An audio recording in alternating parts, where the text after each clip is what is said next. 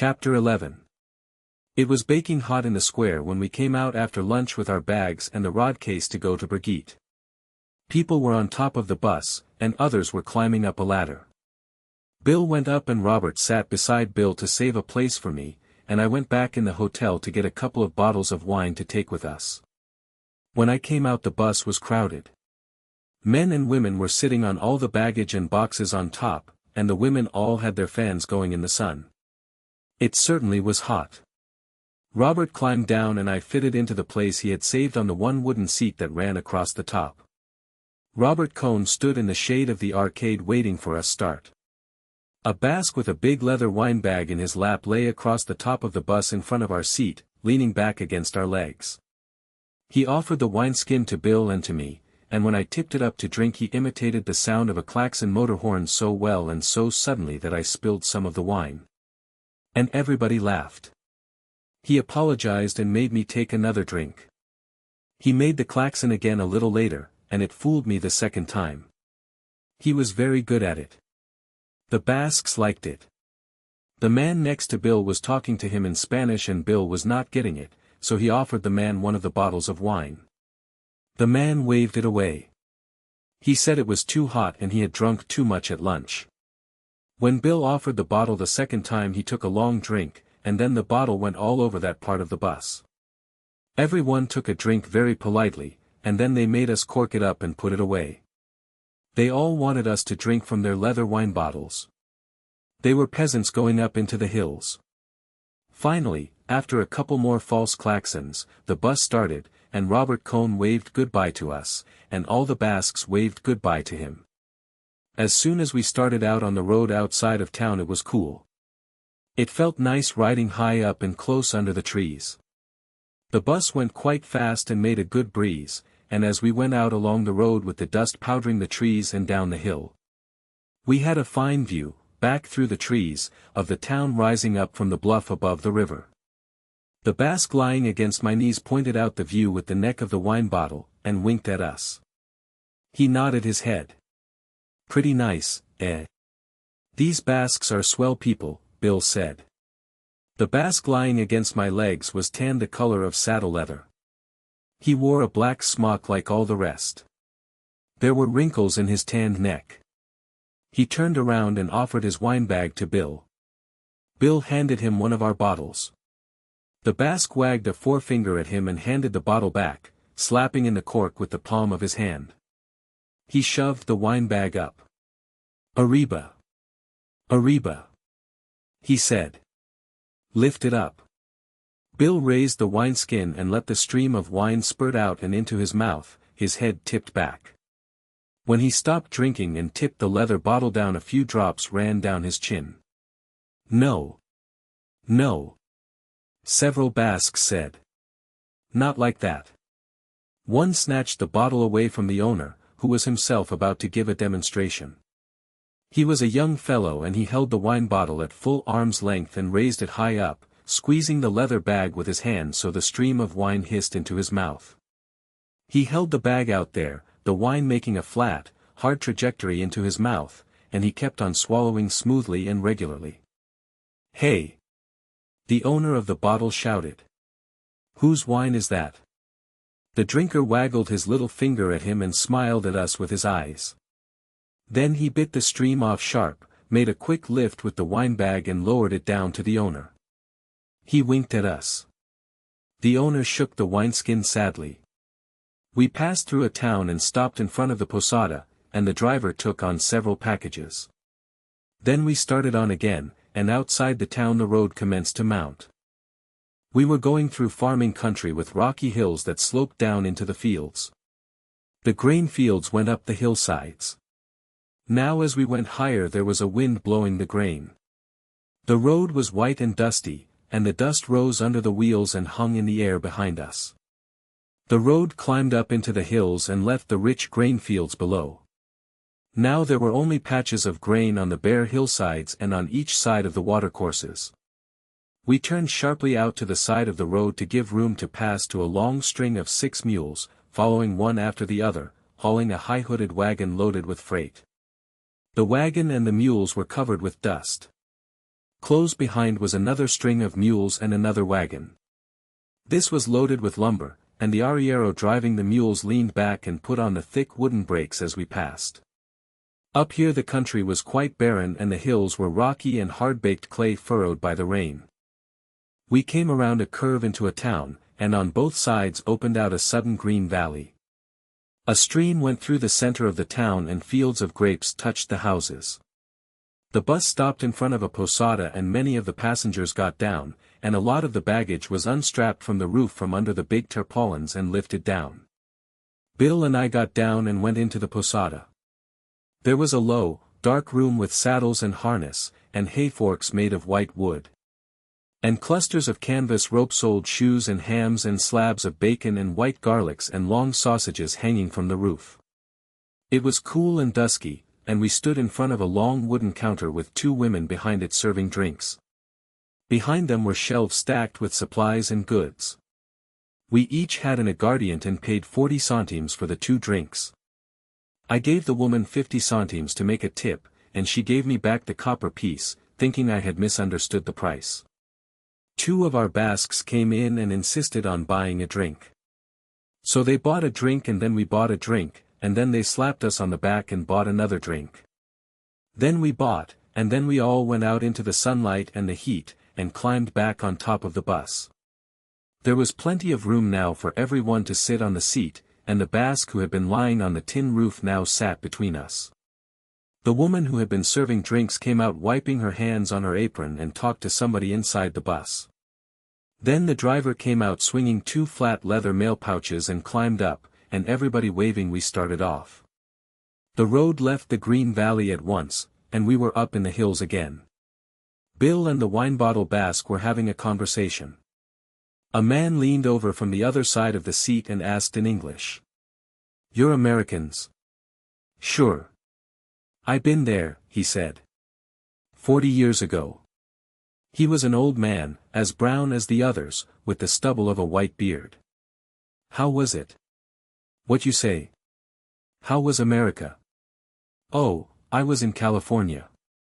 It was fine." "Why did you leave?" "What you say?" "Why did you come back here?" "Oh. I come back to get married. I was going to go back but my wife she don't like to travel." "Where you from?" "Kansas City." "I been there," he said. "I been in Chicago, St. Louis, Kansas City, Denver, Los Angeles, Salt Lake City." He named them carefully. "How long were you over?" 15 years. Then I come back and got married." "Have a drink?" "All right," he said. "You can't get this in America, eh? There's plenty if you can pay for it." "What you come over here for?" "We're going to the fiesta at Pamplona." "You like the bullfights?" "Sure. Don't you?" "Yes," he said. "I guess I like them." Then after a little. "Where you go now?" "Up to Brigitte to fish." "Well," he said, "I hope you catch something." He shook hands and turned around to the back seat again. The other Basques had been impressed. He sat back comfortably and smiled at me when I turned around to look at the country. But the effort of talking American seemed to have tired him. He did not say anything after that. The bus climbed steadily up the road. The country was barren and rock stuck up through the clay. There was no grass beside the road. Looking back we could see the country spread out below. Far back the fields were squares of green and brown on the hillsides. Making the horizon were the brown mountains. They were strangely shaped. As we climbed higher the horizon kept changing. As the bus ground slowly up the road we could see other mountains coming up in the south. Then the road came over the crest, flattened out, and went into a forest. It was a forest of cork oaks, and the sun came through the trees in patches, and there were cattle grazing back in the trees. We went through the forest and the road came out and turned along a rise of land, and out ahead of us was a rolling green plain, with dark mountains beyond it. These were not like the brown, heat-baked mountains we had left behind. These were wooded and there were clouds coming down from them. The green plain stretched off. It was cut by fences and the white of the road showed through the trunks of a double line of trees that crossed the plain toward the north. As we came to the edge of the rise we saw the red roofs and white houses of Brigitte ahead strung out on the plain. And away off on the shoulder of the first dark mountain was the grey metal-sheathed roof of the monastery of Roncesvalles. "There's Roncesvalles," I said. "Where?" "Way off there where the mountain starts." "It's cold up here," Bill said. "It's high," I said. "It must be 1,200 meters." "It's awful cold," Bill said. The bus leveled down onto the straight line of road that ran to Brigitte. We passed a crossroads and crossed a bridge over a stream. The houses of Brigitte were along both sides of the road. There were no side streets. We passed the church and the schoolyard, and the bus stopped. We got down and the driver handed down our bags and the rod case. A carabiner in his cocked hat and yellow leather cross-straps came up. "What's in there?" He pointed to the rod case. I opened it and showed him. He asked to see our fishing permits and I got them out. He looked at the date and then waved us on. "Is that all right?" I asked. "Yes. Of course." We went up the street, past the whitewashed stone houses, families sitting in their doorways watching us, to the inn. The fat woman who ran the inn came out from the kitchen and shook hands with us. She took off her spectacles, wiped them, and put them on again. It was cold in the inn and the wind was starting to blow outside. The woman sent a girl upstairs with us to show the room. There were 2 beds, a washstand, a clothes chest, and a big, framed steel engraving of Nuestra Señora de Roncesvalles. The wind was blowing against the shutters. The room was on the north side of the inn. We washed, put on sweaters, and came downstairs into the dining room. It had a stone floor, low ceiling, and was oak-paneled. The shutters were up and it was so cold you could see your breath. "My God," said Bill. "It can't be this cold tomorrow. I'm not going to wade a stream in this weather." There was an upright piano in the far corner of the room beyond the wooden tables and Bill went over and started to play. "I got to keep warm," he said. I went out to find the woman and ask her how much the room and board was. She put her hands under her apron and looked away from me. 12 pesetas. "Why, we only paid that in Pamplona." She did not say anything, just took off her glasses and wiped them on her apron. "That's too much," I said. "We didn't pay more than that at a big hotel. We've put in a bathroom. Haven't you got anything cheaper?" "Not in the summer. Now is the big season. We were the only people in the inn." "Well, I thought, it's only a few days." "Is the wine included?" "Oh, yes." "Well," I said. "It's all right." I went back to Bill. He blew his breath at me to show how cold it was, and went on playing. I sat at one of the tables and looked at the pictures on the wall. There was one panel of rabbits, dead, one of pheasants, also dead, and one panel of dead ducks. The panels were all dark and smoky-looking. There was a cupboard full of liqueur bottles. I looked at them all. Bill was still playing. "How about a hot rum punch?" he said. "This isn't going to keep me warm permanently." I went out and told the woman what a rum punch was and how to make it. In a few minutes a girl brought a stone pitcher, steaming, into the room. Bill came over from the piano and we drank the hot punch and listened to the wind. "There isn't too much rum in that." I went over to the cupboard and brought the rum bottle and poured a half-tumblerful into the pitcher. "Direct action," said Bill. "It beats legislation." The girl came in and laid the table for supper. "It blows like hell up here," Bill said. The girl brought in a big bowl of hot vegetable soup and the wine. We had fried trout afterward and some sort of a stew and a big bowl full of wild strawberries. We did not lose money on the wine, and the girl was shy but nice about bringing it. The old woman looked in once and counted the empty bottles. After supper we went upstairs and smoked and read in bed to keep warm. Once in the night I woke and heard the wind blowing. It felt good to be warm and in bed. Chapter 12. When I woke in the morning I went to the window and looked out. It had cleared and there were no clouds on the mountains. Outside under the window were some carts and an old diligence, the wood of the roof cracked and split by the weather. It must have been left from the days before the motor buses. A goat hopped up on one of the carts and then to the roof of the diligence. He jerked his head at the other goats below and when I waved at him he bounded down. Bill was still sleeping, so I dressed, put on my shoes outside in the hall, and went downstairs. No one was stirring downstairs, so I unbolted the door and went out. It was cool outside in the early morning and the sun had not yet dried the dew that had come when the wind died down. I hunted around in the shed behind the inn and found a sort of mattock, and went down toward the stream to try and dig some worms for bait. The stream was clear and shallow but it did not look trouty. On the grassy bank where it was damp I drove the mattock into the earth and loosened a chunk of sod. There were worms underneath. They slid out of sight as I lifted the sod and I dug carefully and got a good many. Digging at the edge of the damp ground I filled 2 empty tobacco tins with worms and sifted dirt onto them. The goats watched me dig. When I went back into the inn the woman was down in the kitchen, and I asked her to get coffee for us, and that we wanted a lunch. Bill was awake and sitting on the edge of the bed. "I saw you out of the window," he said. "Didn't want to interrupt you. What were you doing? Burying your money?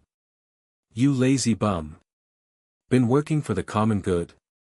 Splendid. I want you to do that every morning." "Come on," I said. "Get up." "What? Get up? I never get up." He climbed into bed and pulled the sheet up to his chin. Try and argue me into getting up. I went on looking for the tackle and putting it all together in the tackle bag. "Aren't you interested?" Bill asked. "I'm going down and eat." "Eat? Why didn't you say eat? I thought you just wanted me to get up for fun." "Eat? Fine. Now you're reasonable. You go out and dig some more worms and I'll be right down." "Oh, go to hell. Work for the good of all." Bill stepped into his underclothes. Show irony and pity. I started out of the room with the tackle bag, the nets, and the rod case. "Hey! Come back." I put my head in the door. "Aren't you going to show a little irony and pity?" I thumbed my nose. "That's not irony."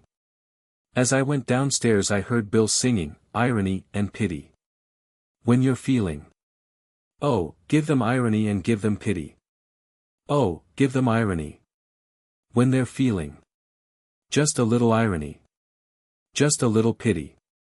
He kept on singing until he came downstairs. The tune was, "The bells are ringing for me and my gal." I was reading a week-old Spanish paper. "What's all this irony and pity?" "What?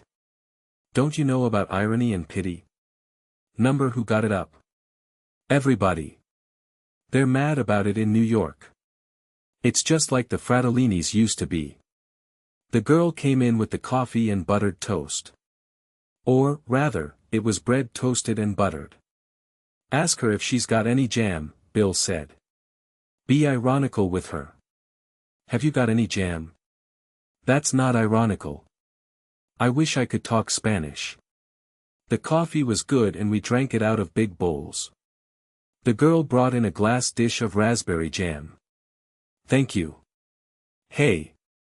That's not the way," Bill said. "Say something ironical. Make some crack about Primo de Rivera." I could ask her what kind of a jam they think they've gotten into in the riff. "Poor," said Bill. "Very poor. You can't do it. That's all. You don't understand irony. You have no pity. Say something pitiful." "Robert Cohn." "Not so bad. That's better. Now why is Cohn pitiful? Be ironic." He took a big gulp of coffee. "Ah, hell," I said. "It's too early in the morning. There you go. And you claim you want to be a writer, too. You're only a newspaper man. An expatriated newspaper man. You ought to be ironical the minute you get out of bed. You ought to wake up with your mouth full of pity. Go on, I said. Who did you get this stuff from? Everybody. Don't you read? Don't you ever see anybody? You know what you are. You're an expatriate. Why don't you live in New York? Then you'd know these things. What do you want me to do? Come over here and tell you every year. Take some more coffee, I said. Good. Coffee is good for you. It's the caffeine in it. Caffeine, we are here. Caffeine puts a man on her horse and a woman in his grave. You know what's the trouble with you? You're an expatriate. One of the worst type. Haven't you heard that? Nobody that ever left their own country ever wrote anything worth printing. Not even in the newspapers. He drank the coffee. You're an expatriate. You've lost touch with the soil. You get precious. Fake European standards have ruined you. You drink yourself to death. You become obsessed by sex. You spend all your time talking, not working. You are an expatriate, see? You hang around cafes. It sounds like a swell life, I said. When do I work? You don't work. One group claims women support you. Another group claims you're impotent. No, I said. I just had an accident. Never mention that, Bill said. That's the sort of thing that can't be spoken of. That's what you ought to work up into a mystery. Like Henry's bicycle. He had been going splendidly, but he stopped. I was afraid he thought he had hurt me with that crack about being impotent. I wanted to start him again. It wasn't a bicycle, I said. He was riding horseback. I heard it was a tricycle. Well, I said. A plane is sort of like a tricycle. The joystick works the same way. But you don't pedal it. No, I said, I guess you don't pedal it. Let's lay off that, Bill said. All right. I was just standing up for the tricycle. I think he's a good rider, too, Bill said. And you're a hell of a good guy. Anybody ever tell you we're a good guy? I'm not a good guy. Listen. You're a hell of a good guy, and I'm fonder of you than anybody on earth. I couldn't tell you that in New York. It'd mean I was a faggot. That was what the Civil War was about. Abraham Lincoln was a faggot. He was in love with General Grant. So was Jefferson Davis. Lincoln just freed the slaves on a bet. The Dred Scott case was framed by the Anti-Saloon League. Sex explains it all. The Colonel's lady and Judy O'Grady are lesbians under their skin. He stopped. Want to hear some more? Shoot, I said. I don't know any more. Tell you some more at lunch. Old Bill, I said. You bum. We packed the lunch and 2 bottles of wine in the rucksack, and Bill put it on. I carried the rod case and the landing net slung over my back. We started up the road and then went across a meadow and found a path that crossed the fields and went toward the woods on the slope of the first hill. We walked across the fields on the sandy path. The fields were rolling and grassy and the grass was short from the sheep grazing. The cattle were up in the hills.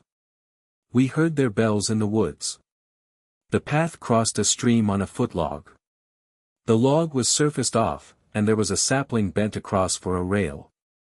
In the flat pool beside the stream tadpoles spotted the sand. We went up a steep bank and across the rolling fields.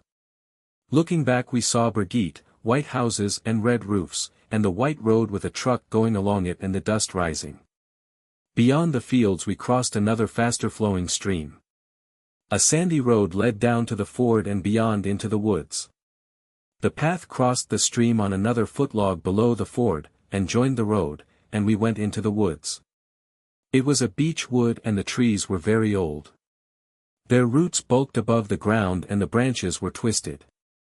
We walked on the road between the thick trunks of the old beeches, and the sunlight came through the leaves in light patches on the grass. The trees were big, and the foliage was thick, but it was not gloomy. There was no undergrowth, only the smooth grass, very green and fresh, and the big gray trees well spaced as though it were a park. "This is country," Bill said. The road went up a hill and we got into thick woods, and the road kept on climbing.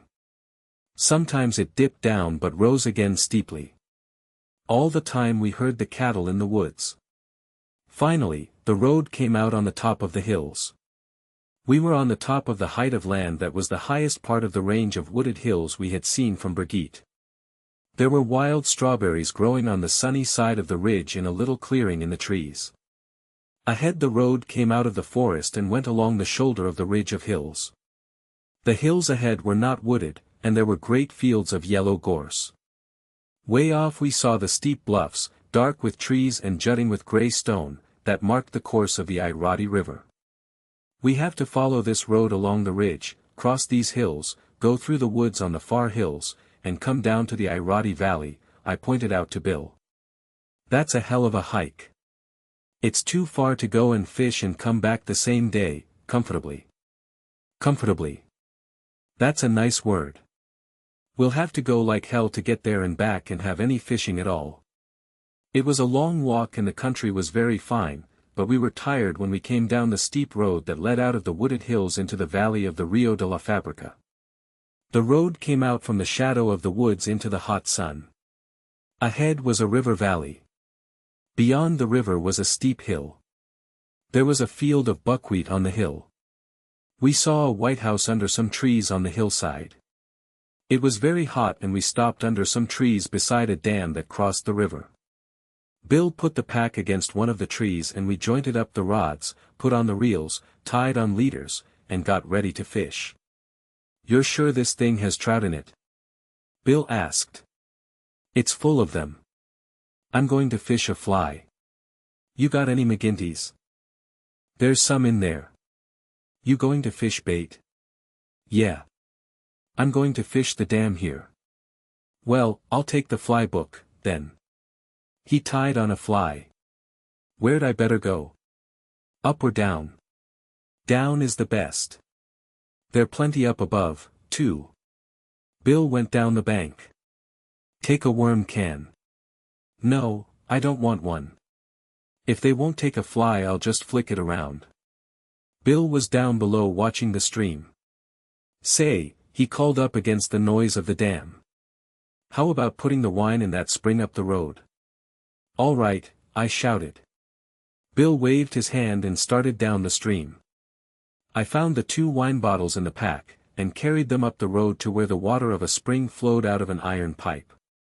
There was a board over the spring and I lifted it and, knocking the corks firmly into the bottles, lowered them down into the water. It was so cold my hand and wrist felt numbed. I put back the slab of wood, and hoped nobody would find the wine. I got my rod that was leaning against the tree, took the bait can and landing net, and walked out onto the dam.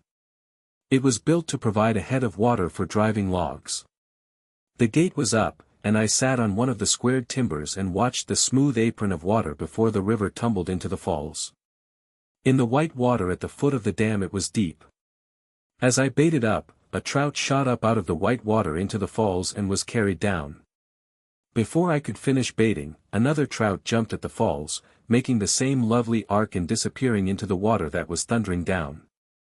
I put on a good-sized sinker and dropped into the white water close to the edge of the timbers of the dam. I did not feel the first trout strike. When I started to pull up I felt that I had won and brought him, fighting and bending the rod almost double, out of the boiling water at the foot of the falls, and swung him up and onto the dam. He was a good trout, and I banged his head against the timber so that he quivered out straight, and then slipped him into my bag. While I had him on, several trout had jumped at the falls. As soon as I baited up and dropped in again I hooked another and brought him in the same way. In a little while I had 6. They were all about the same size. I laid them out, side by side, all their heads pointing the same way, and looked at them. They were beautifully colored and firm and hard from the cold water. It was a hot day, so I slit them all and shucked out the insides, gills and all, and tossed them over across the river. I took the trout ashore, washed them in the cold, smoothly heavy water above the dam, and then picked some ferns and packed them all in the bag. 3 trout on a layer of ferns, then another layer of fems, then 3 more trout, and then covered them with ferns. They looked nice in the ferns, and now the bag was bulky, and I put it in the shade of the tree.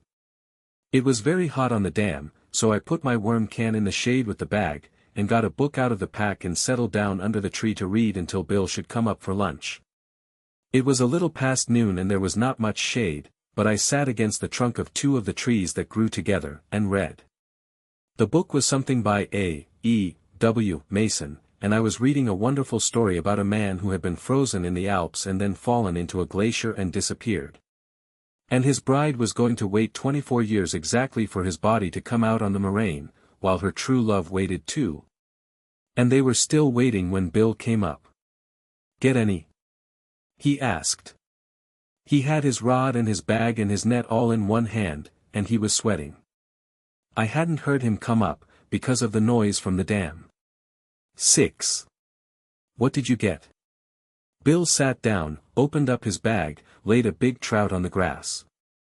He took out 3 more, each one a little bigger than the last, and laid them side by side in the shade from the tree. His face was sweaty and happy. "How are yours?" "Smaller." "Let's see them." "They're packed." "How big are they really?" "They're all about the size of your smallest." "You're not holding out on me." "I wish I were." "Get them all on worms?" "Yes." "You lazy bum." Bill put the trout in the bag and started for the river, swinging the open bag. He was wet from the waist down and I knew he must have been wading the stream. I walked up the road and got out the 2 bottles of wine. They were cold. Moisture beaded on the bottles as I walked back to the trees. I spread the lunch on a newspaper, and uncorked one of the bottles and leaned the other against a tree. Bill came up drying his hands, his bag plump with ferns. "Let's see that bottle," he said. He pulled the cork, and tipped up the bottle and drank. "Phew! That makes my eyes ache." "Let's try it." The wine was icy cold and tasted faintly rusty. "That's not such filthy wine," Bill said. "The cold helps it," I said. We unwrapped the little parcels of lunch. "Chicken. There's hard-boiled eggs. Find any salt?" "First the egg," said Bill. "Then the chicken." Even Brian could see that. "He's dead. I read it in the paper yesterday." "Number not really." "Yes. Brian's dead." Bill laid down the egg he was peeling. "Gentlemen," he said, and unwrapped a drumstick from a piece of newspaper. I reversed the order. "For Brian's sake. As a tribute to the great commoner. First the chicken, then the egg. Wonder what day God created the chicken." "Oh," said Bill, sucking the drumstick, "how should we know? We should not question. Our stay on earth is not for long. Let us rejoice and believe and give thanks. Eat an egg." Bill gestured with the drumstick in one hand and the bottle of wine in the other.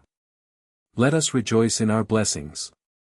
Let us utilize the fowls of the air. Let us utilize the product of the vine. Will you utilize a little, brother?" "After you, brother." Bill took a long drink. "Utilize a little, brother," he handed me the bottle. "Let us not doubt, brother. Let us not pry into the holy mysteries of the hen coop with simian fingers. Let us accept on faith and simply say, I want you to join with me in saying, what shall we say, brother?" He pointed the drumstick at me and went on. "Let me tell you.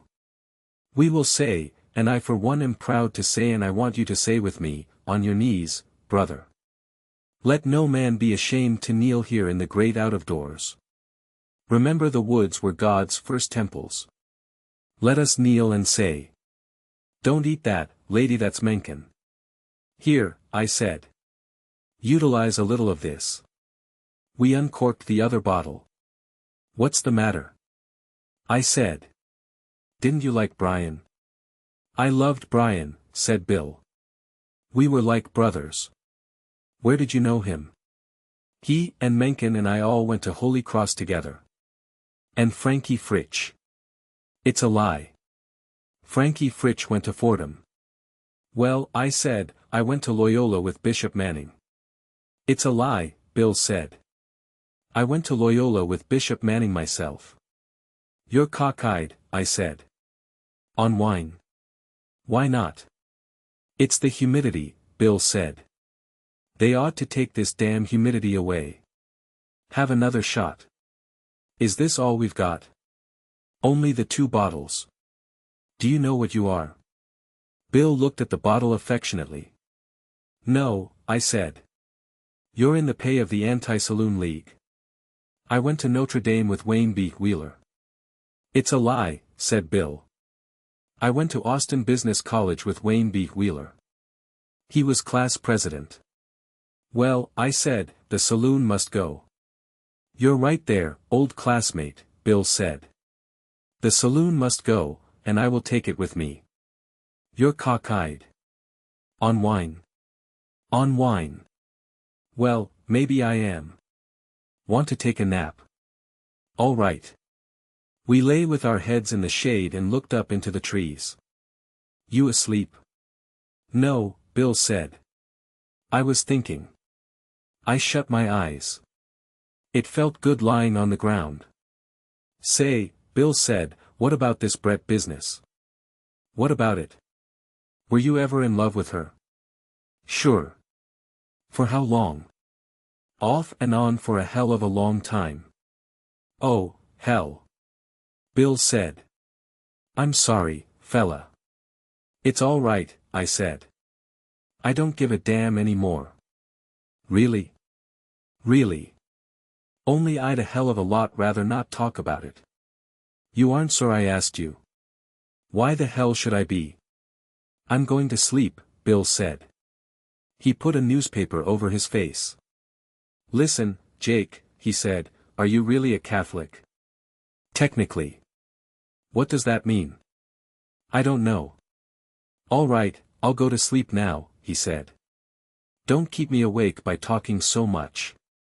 I went to sleep, too. When I woke up, Bill was packing the rucksack. It was late in the afternoon and the shadow from the trees was long and went out over the dam. I was stiff from sleeping on the ground.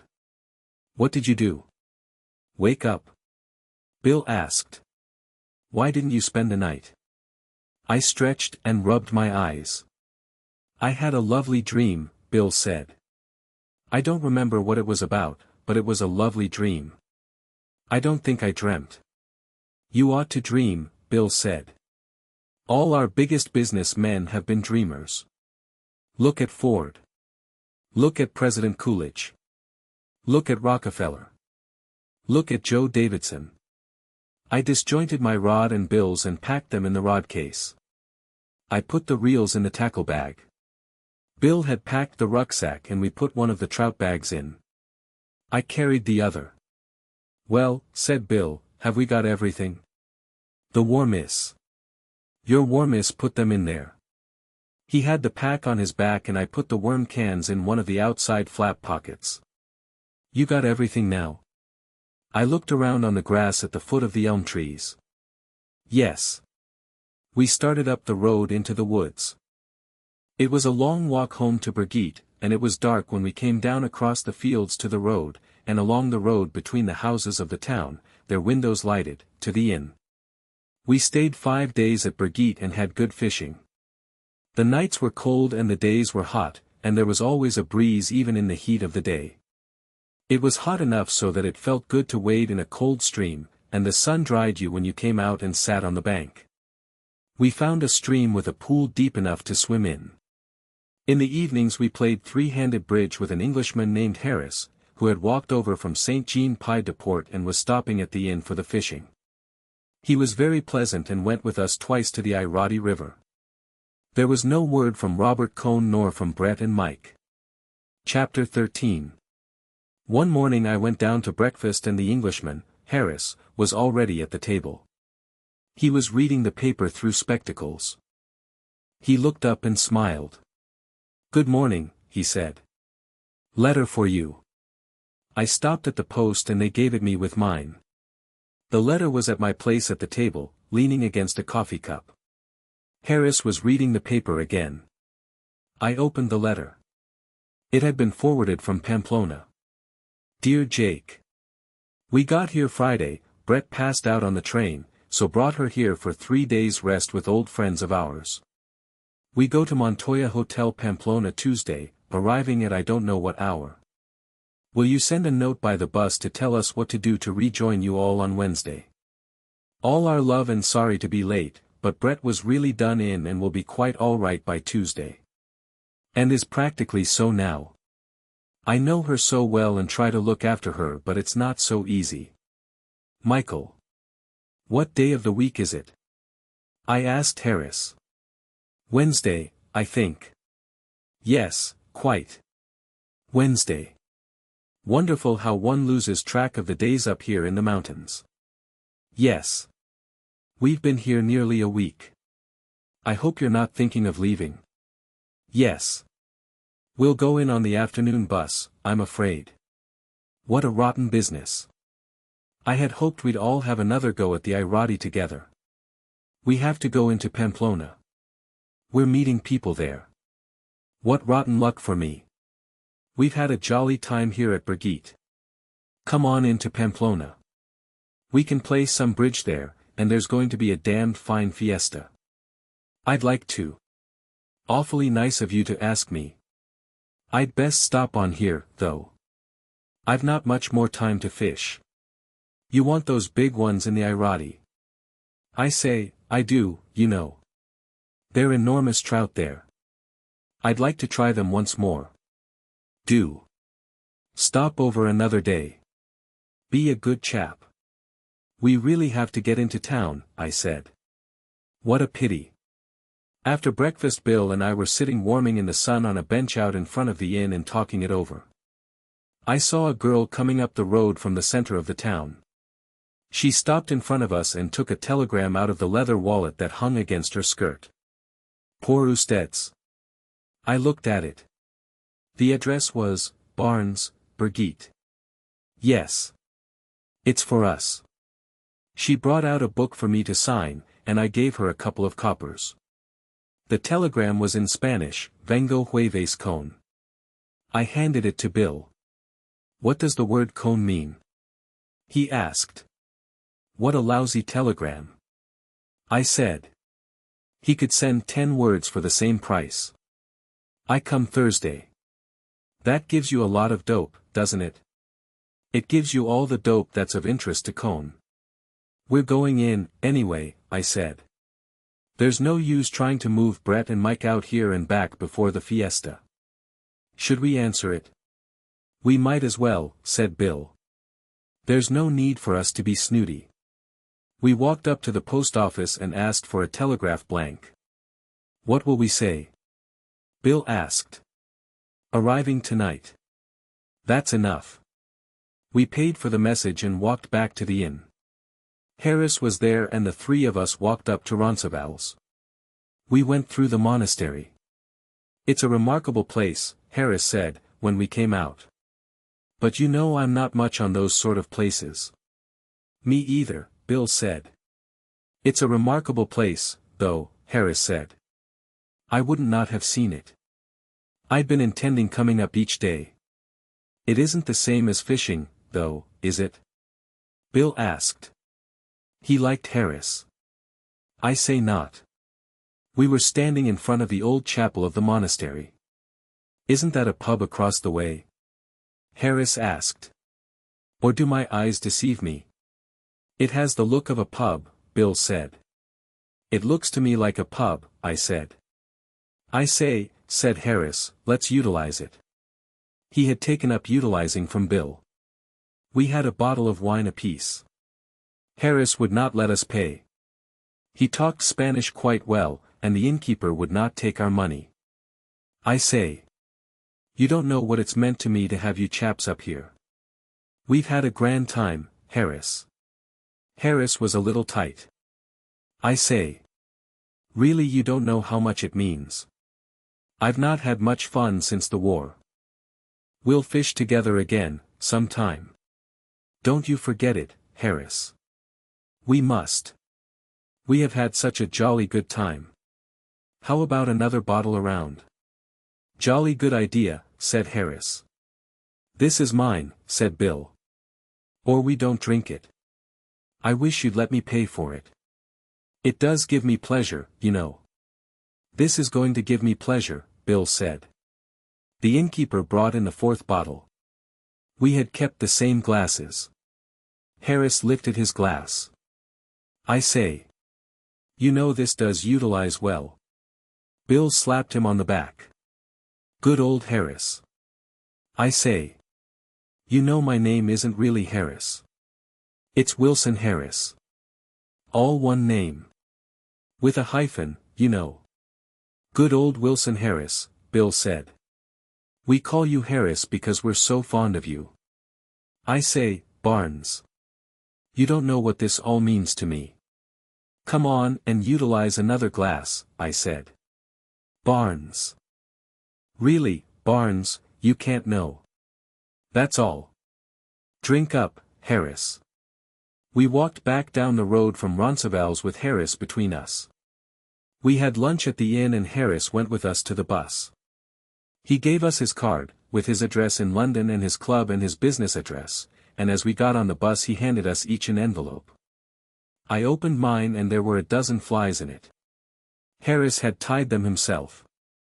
He tied all his own flies.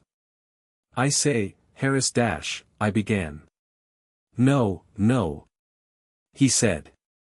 He was climbing down from the bus. They're not first-rate flies at all. I only thought if you fished them sometime it might remind you of what a good time we had. The bus started. Harris stood in front of the post office. He waved. As we started along the road he turned and walked back toward the inn. Say, wasn't that Harris nice? Bill said. I think he really did have a good time. Harris? You bet he did. I wish he'd come into Pamplona. He wanted to fish. Yes. You couldn't tell how English would mix with each other, anyway. I suppose not. We got into Pamplona late in the afternoon and the bus stopped in front of the Hotel Montoya. Out in the plaza they were stringing electric light wires to light the plaza for the fiesta. A few kids came up when the bus stopped, and a customs officer for the town made all the people getting down from the bus open their bundles on the sidewalk. We went into the hotel and on the stairs I met Montoya. He shook hands with us, smiling in his embarrassed way. Your friends are here, he said. Mr. Campbell? Yes. Mr. Cohn and Mr. Campbell and Lady Ashley. He smiled as though there were something I would hear about. When did they get in? Yesterday. I've saved you the rooms you had. That's fine. Did you give Mr. Campbell the room on the plaza? Yes. All the rooms we looked at. Where are our friends now? I think they went to the Pelota. And how about the Bulls? Montoya smiled. Tonight, he said.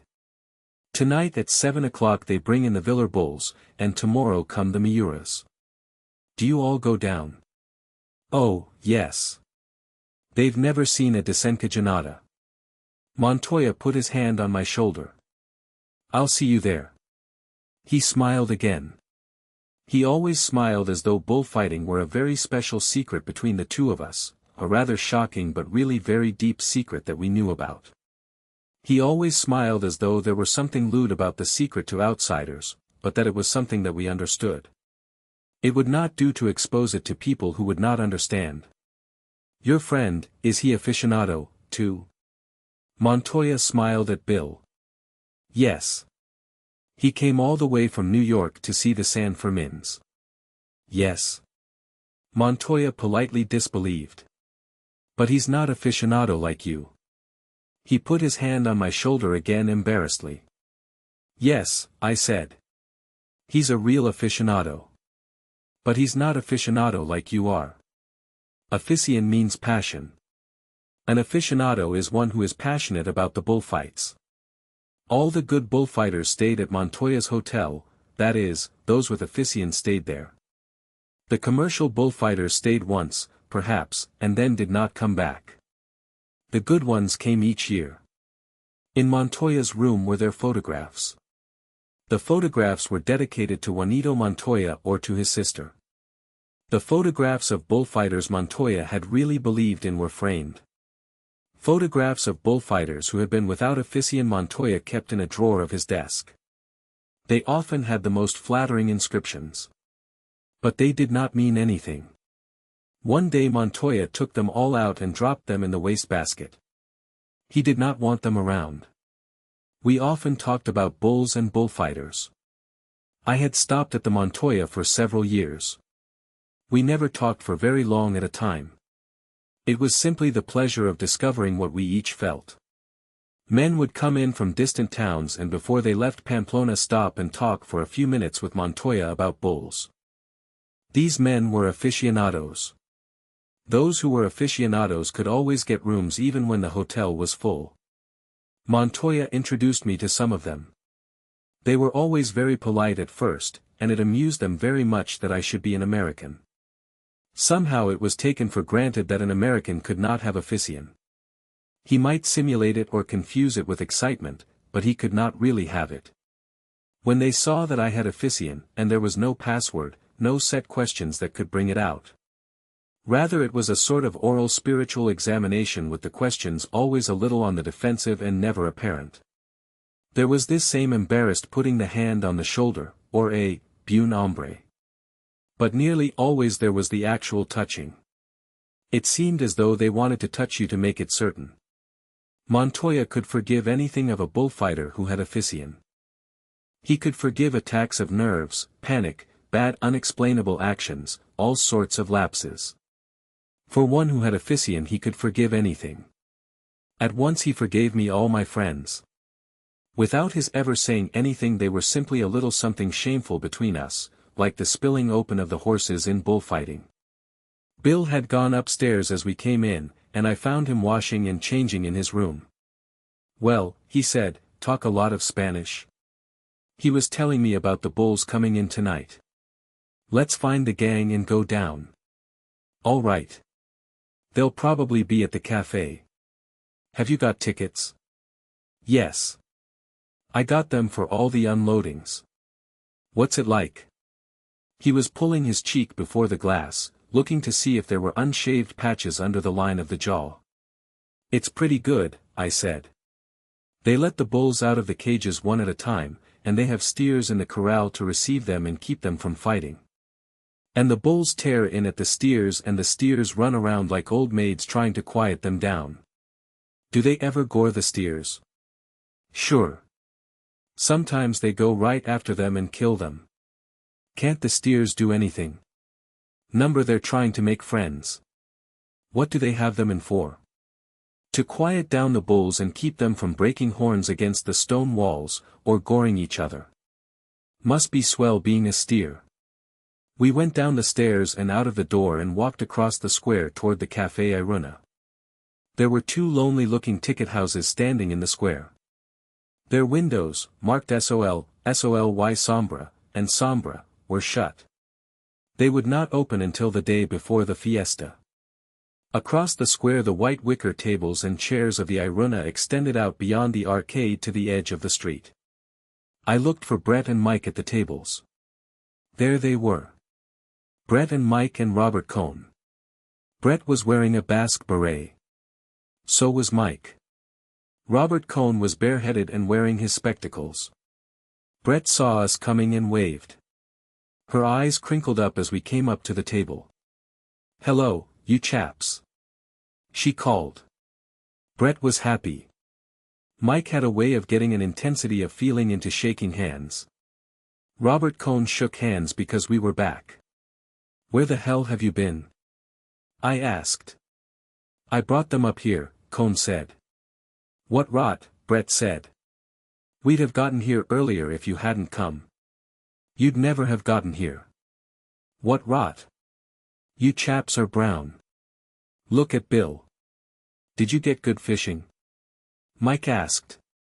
We wanted to join you. It wasn't bad. We missed you. I wanted to come, Cone said, but I thought I ought to bring them. You bring us. What rot. Was it really good? Mike asked. Did you take many? Some days we took a dozen apiece. There was an Englishman up there. Named Harris, Bill said. Ever know him, Mike? He was in the war, too. Fortunate fellow, Mike said. What times we had. How I wish those dear days were back. Don't be an ass. Were you in the war, Mike? Cone asked. Was I not? He was a very distinguished soldier, Brett said. Tell them about the time your horse bolted down Piccadilly. I'll not. I've told that 4 times. You never told me, Robert Cone said. I'll not tell that story. It reflects discredit on me. Tell them about your medals. I'll not. That story reflects great discredit on me. What story's that? Brett will tell you. She tells all the stories that reflect discredit on me. Go on. Tell it, Brett. Should I? I'll tell it myself. What medals have you got, Mike? I haven't got any medals. You must have some. I suppose I've the usual medals. But I never sent in for them. One time there was this whopping big dinner and the Prince of Wales was to be there, and the card said medals will be worn. So naturally I had no medals, and I stopped at my tailor's and he was impressed by the invitation, and I thought that's a good piece of business. And I said to him, you've got to fix me up with some medals. He said, what medals, sir? And I said, oh, any medals. Just give me a few medals. So he said, what medals have you, sir? And I said, how should I know? Did he think I spent all my time reading the bloody Gazette? Just give me a good lot. Pick them out yourself. So he got me some medals, you know, miniature medals, and handed me the box, and I put it in my pocket and forgot it. Well, I went to the dinner, and it was the night they'd shot Henry Wilson, so the prince didn't come and the king didn't come. And no one wore any medals, and all these coves were busy taking off their medals, and I had mine in my pocket. He stopped for us to laugh. Is that all? That's all. Perhaps I didn't tell it right. You didn't, said Brett. But no matter. We were all laughing. Ah, yes, said Mike. I know now. It was a damn dull dinner, and I couldn't stick it, so I left. Later on in the evening I found the box in my pocket. What's this? I said. Medals. Bloody military medals. So I cut them all off their backing, you know, they put them on a strip and gave them all around. Gave one to each girl. Form of souvenir. They thought I was hell's own shakes of a soldier. Give away medals in a nightclub. Dashing fellow. Tell the rest, Brett said. Don't you think that was funny? Mike asked. We were all laughing. It was. I swear it was. Any rate, my tailor wrote me and wanted the medals back. Sent a man around. Kept on writing for months. Seems some chap had left them to be cleaned. Frightfully military cove. Set hell's own store. Buy them. Mike paused. Rotten luck for the tailor, he said. You don't mean it, Bill said. I should think it would have been grand for the tailor. Frightfully good tailor. Never believe it to see me now, Mike said. I used to pay him £100 a year just to keep him quiet. So he wouldn't send me any bills. Frightful blow to him when I went bankrupt. It was right after the medals. Gave his letters rather a bitter tone. How did you go bankrupt? Bill asked. 2 ways, Mike said. Gradually and then suddenly. What brought it on? Friends, said Mike. I had a lot of friends. False friends. Then I had creditors, too. Probably had more creditors than anybody in England. Tell them about in the court, Brett said. I don't remember, Mike said. I was just a little tight. Tight? Brett exclaimed. You were blind. Extraordinary thing, Mike said. Met my former partner the other day. Offered to buy me a drink. Tell them about your learned counsel, Brett said. I will not, Mike said. My learned counsel was blind, too. I say this is a gloomy subject. Are we going down and see these bulls unloaded or not? Let's go down. We called the waiter, paid, and started to walk through the town. I started off walking with Brett, but Robert Cohn came up and joined her on the other side. The three of us walked along, past the ayuntamiento with the banners hung from the balcony, down past the market and down past the steep street that led to the bridge across the Arga.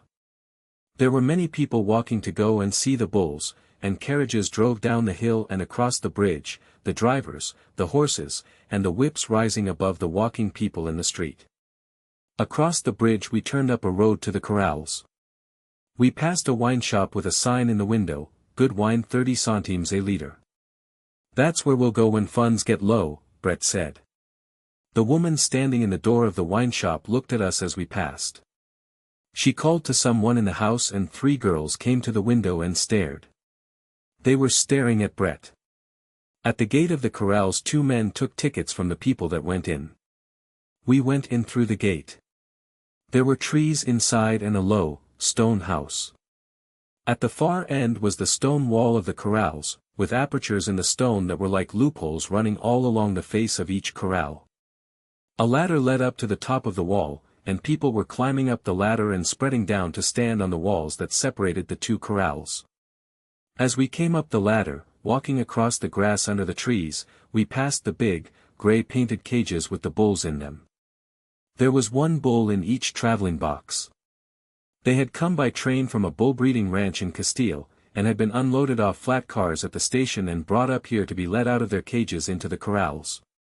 Each cage was stenciled with the name and the brand of the bull breeder. We climbed up and found a place on the wall looking down into the corral. The stone walls were whitewashed, and there was straw on the ground and wooden feed boxes and water troughs set against the wall. Look up there, I said.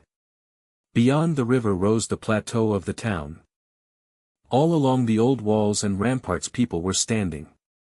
The 3 lines of fortifications made 3 black lines of people. Above the walls there were heads in the windows of the houses.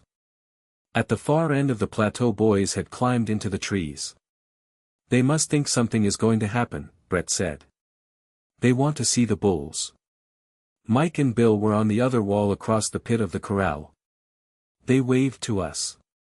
People who had come late were standing behind us, pressing against us when other people crowded them. Why don't they start? Robert Cohn asked. A single mule was hitched to one of the cages and dragged it up against the gate in the corral wall. The men shoved and lifted it with crowbars into position against the gate. Men were standing on the wall ready to pull up the gate of the corral and then the gate of the cage. At the other end of the corral a gate opened and 2 steers came in, swaying their heads and trotting, their lean flanks swinging. They stood together at the far end, their heads toward the gate where the bull would enter. They don't look happy, Brett said. The men on top of the wall leaned back and pulled up the door of the corral. Then they pulled up the door of the cage. I leaned way over the wall and tried to see into the cage. It was dark. Someone rapped on the cage with an iron bar. Inside something seemed to explode. The bull, striking into the wood from side to side with his horns, made a great noise. Then I saw a dark muzzle and the shadow of horns, and then, with a clattering on the wood in the hollow box. The bull charged and came out into the corral, skidding with his 4 feet in the straw as he stopped. His head up, the great hump of muscle on his neck swollen tight, his body muscles quivering as he looked up at the crowd on the stone walls. The 2 steers backed away against the wall, their heads sunken, their eyes watching the bull. The bull saw them and charged. A man shouted from behind one of the boxes and slapped his hat against the planks, and the bull, before he reached the steer, turned, gathered himself and charged where the man had been, trying to reach him behind the planks with a half-dozen quick searching drives with the right horn. "My God, isn't he beautiful?" Brett said. We were looking right down on him. "Look how he knows how to use his horns," I said. "He's got a left and a right just like a boxer." "Not really. You watch. It goes too fast. Wait. There'll be another one in a minute." They had backed up another cage into the entrance. In the far corner a man, from behind one of the plank shelters, attracted the bull, and while the bull was facing away the gate was pulled up and a second bull came out into the corral. He charged straight for the steers and two men ran out from behind the planks and shouted, to turn him. He did not change his direction and the men shouted, "Ha! Ha! Toro!" and waved their arms. The two steers turned sideways to take the shock, and the bull drove into one of the steers. "Don't look," I said to Brett. She was watching, fascinated. "Fine," I said. "If it doesn't buck you." "I saw it," she said. "I saw him shift from his left to his right horn. Damn good." The steer was down now, his neck stretched out, his head twisted, he lay the way he had fallen. Suddenly the bull left off and made for the other steer which had been standing at the far end, his head swinging, watching it all. The steer ran awkwardly and the bull caught him, hooked him lightly in the flank, and then turned away and looked up at the crowd on the walls, his crest of muscle rising. The steer came up to him and made as though to nose at him and the bull hooked perfunctorily. The next time he nosed at the steer and then the two of them trotted over to the other bull. When the next bull came out, all three, the two bulls and the steer, stood together, their heads side by side, their horns against the newcomer. In a few minutes the steer picked the new bull up, quieted him down, and made him one of the herd. When the last two bulls had been unloaded the herd were all together. The steer who had been gored had gotten to his feet and stood against the stone wall. None of the bulls came near him, and he did not attempt to join the herd. We climbed down from the wall with the crowd, and had a last look at the bulls through the loopholes in the wall of the corral. They were all quiet now, their heads down. We got a carriage outside and rode up to the cafe. Mike and Bill came in half an hour later. They had stopped on the way for several drinks. We were sitting in the cafe. "That's an extraordinary business," Brett said. "Will those last ones fight as well as the first?" Robert Cohn asked. "They seem to quiet down awfully fast." "They all know each other," I said. "They're only dangerous when they're alone, or only two or three of them together." "What do you mean, dangerous?" Bill said. "They all looked dangerous to me. They only want to kill when they're alone. Of course, if you went in there you'd probably detach one of them from the herd, and he'd be dangerous." "That's too complicated," Bill said. "Don't you ever detach me from the herd, Mike." "I say," Mike said, "they were fine bulls, weren't they? Did you see their horns?" "Did I not?" said Brett. "I had no idea what they were like." "Did you see the one hit that steer?" Mike asked. "That was extraordinary." "It's no life being a steer," Robert Cohn said. "Don't you think so?" Mike said. "I would have thought you'd loved being a steer, Robert." "What do you mean, Mike?" "They lead such a quiet life. They never say anything and they're always hanging about so." We were embarrassed. Bill laughed. Robert Cohn was angry. Mike went on talking. "I should think you'd love it. You'd never have to say a word. Come on, Robert. Do say something. Don't just sit there." "I said something, Mike. Don't you remember? About the steers."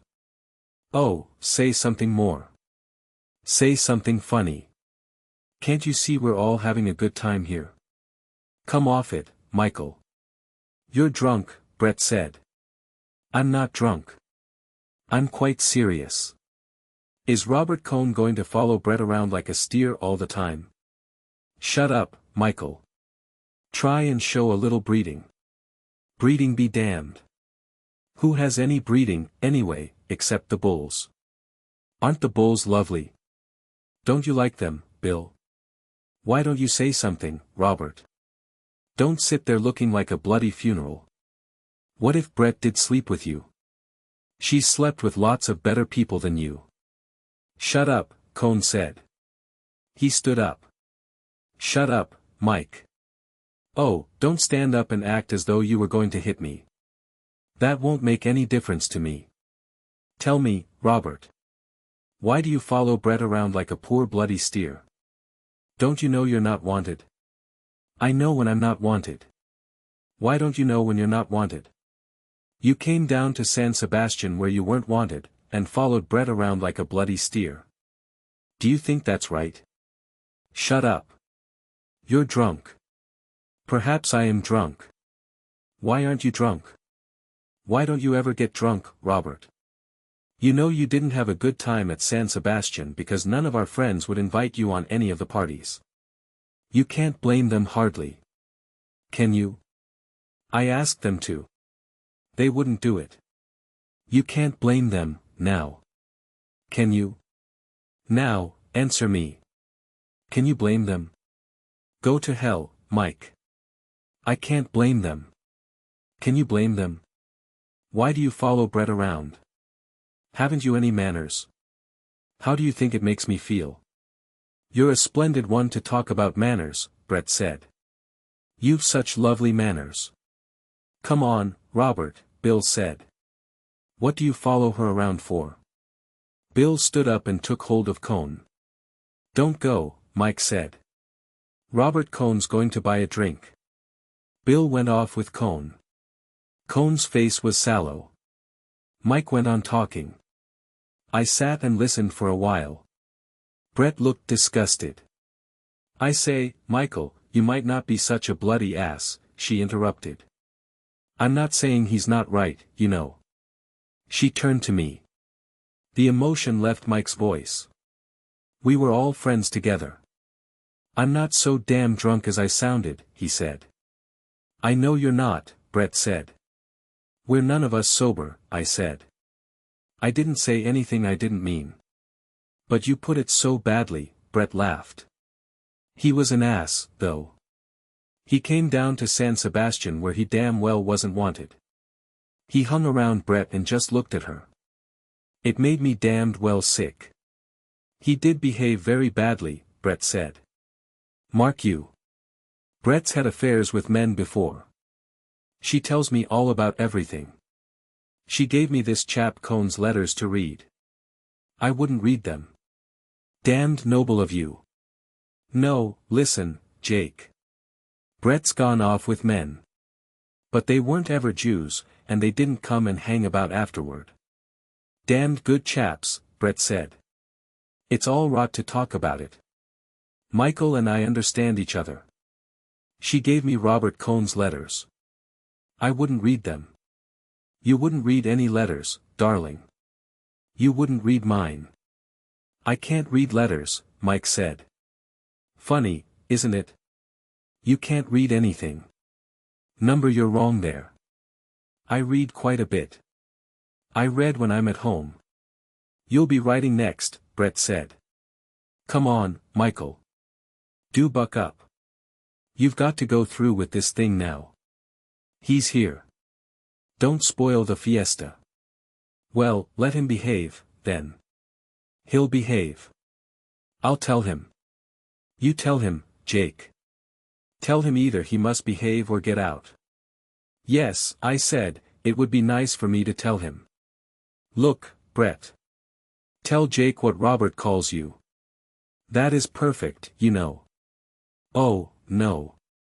I can't. Go on. We're all friends. Aren't we all friends, Jake? I can't tell him. It's too ridiculous. I'll tell him. You won't, Michael. Don't be an ass. He calls her Circe, Mike said. He claims she turns men into swine. Damn good. I wish I were one of these literary chaps. He'd be good, you know, Brett said. He writes a good letter. I know, I said. He wrote me from San Sebastian. That was nothing, Brett said. He can write a damned amusing letter. She made me write that. She was supposed to be ill. I damned well was, too. Come on, I said, we must go in and eat. How should I meet Cone? Mike said. Just act as though nothing had happened. It's quite all right with me, Mike said. I'm not embarrassed. If he says anything, just say you were tight. Quite. And the funny thing is I think I was tight. Come on, Brett said. Are these poisonous things paid for? I must bathe before dinner. We walked across the square. It was dark and all around the square were the lights from the cafes under the arcades. We walked across the gravel under the trees to the hotel. They went upstairs and I stopped to speak with Montoya. Well, how did you like the bulls? He asked. Good. They were nice bulls. They're all right, Montoya shook his head. But they're not too good. What didn't you like about them? I don't know. They just didn't give me the feeling that they were so good. I know what you mean.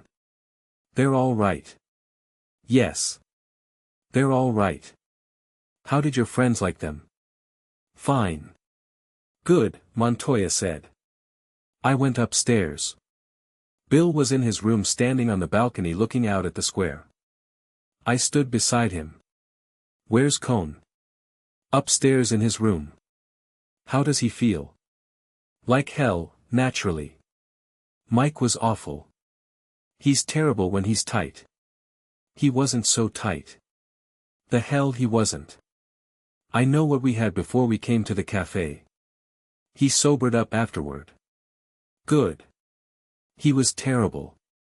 I don't like Cone, God knows, and I think it was a silly trick for him to go down to San Sebastian, but nobody has any business to talk like Mike. How'd you like the bulls? Grand. It's grand the way they bring them out. Tomorrow come the Miuras. When does the fiesta start?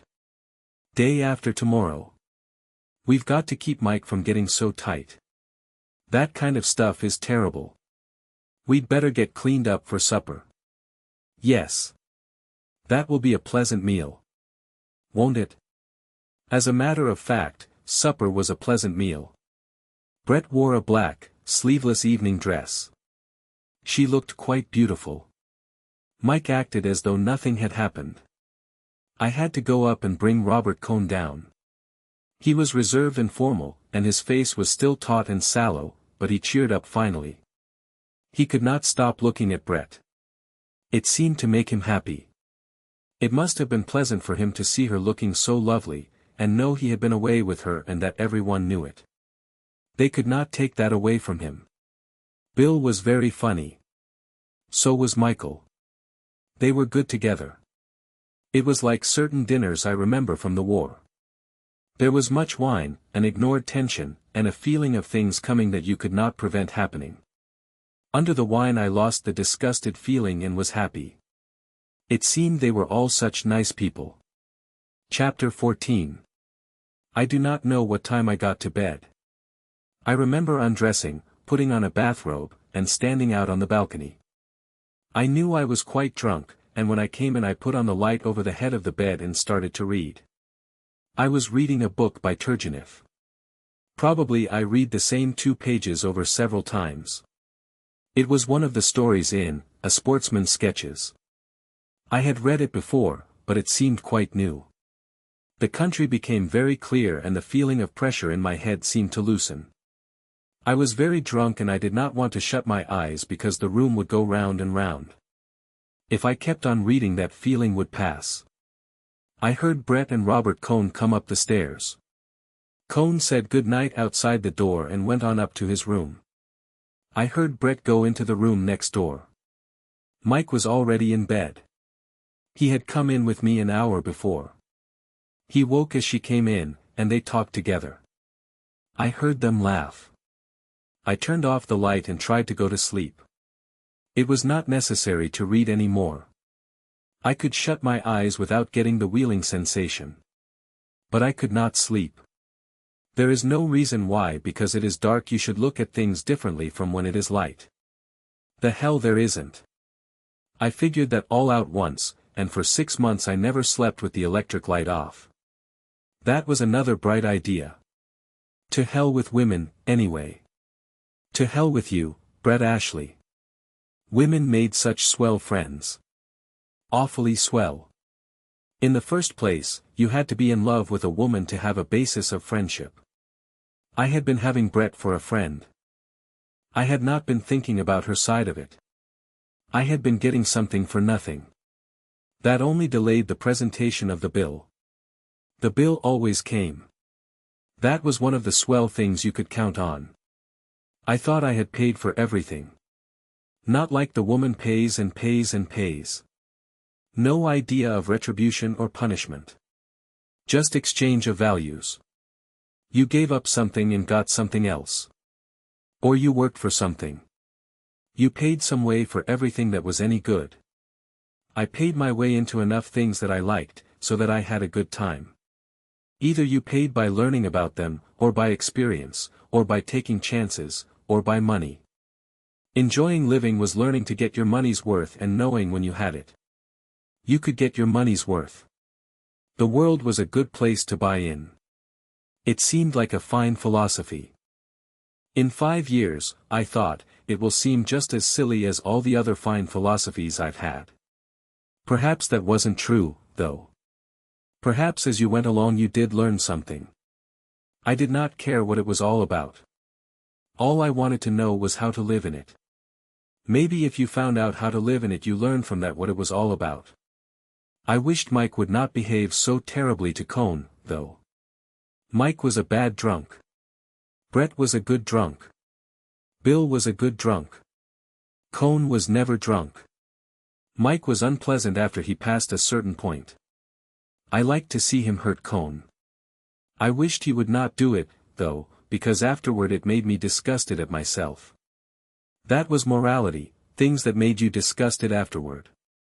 No, that must be immorality. That was a large statement.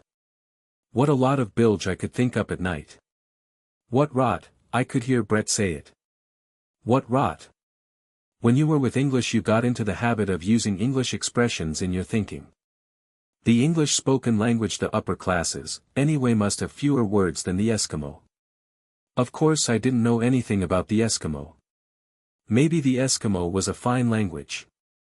Say the Cherokee. I didn't know anything about the Cherokee either. The English talked with inflected phrases. One phrase to mean everything. I liked them, though. I liked the way they talked. Take Harris. Still Harris was not the upper classes. I turned on the light again and read. I read the Turgenev. I knew that now, reading it in the oversensitized state of my mind after too much brandy, I would remember it somewhere, and afterward it would seem as though it had really happened to me. I would always have it. That was another good thing you paid for and then had.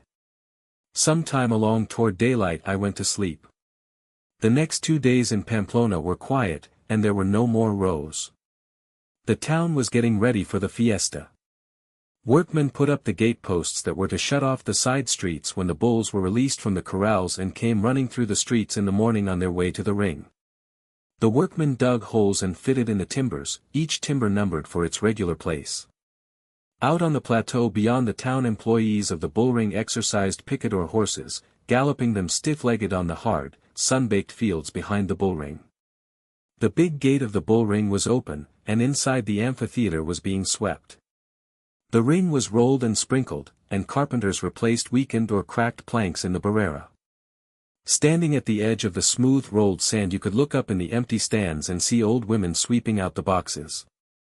Outside, the fence that led from the last street of the town to the entrance of the bullring was already in place and made a long pen. The crowd would come running down with the bulls behind them on the morning of the day of the first bullfight. Out across the plain, where the horse and cattle fair would be, some gypsies had camped under the trees. The wine and aguardiente sellers were putting up their booths. One booth advertised equals Anís del Toro equals.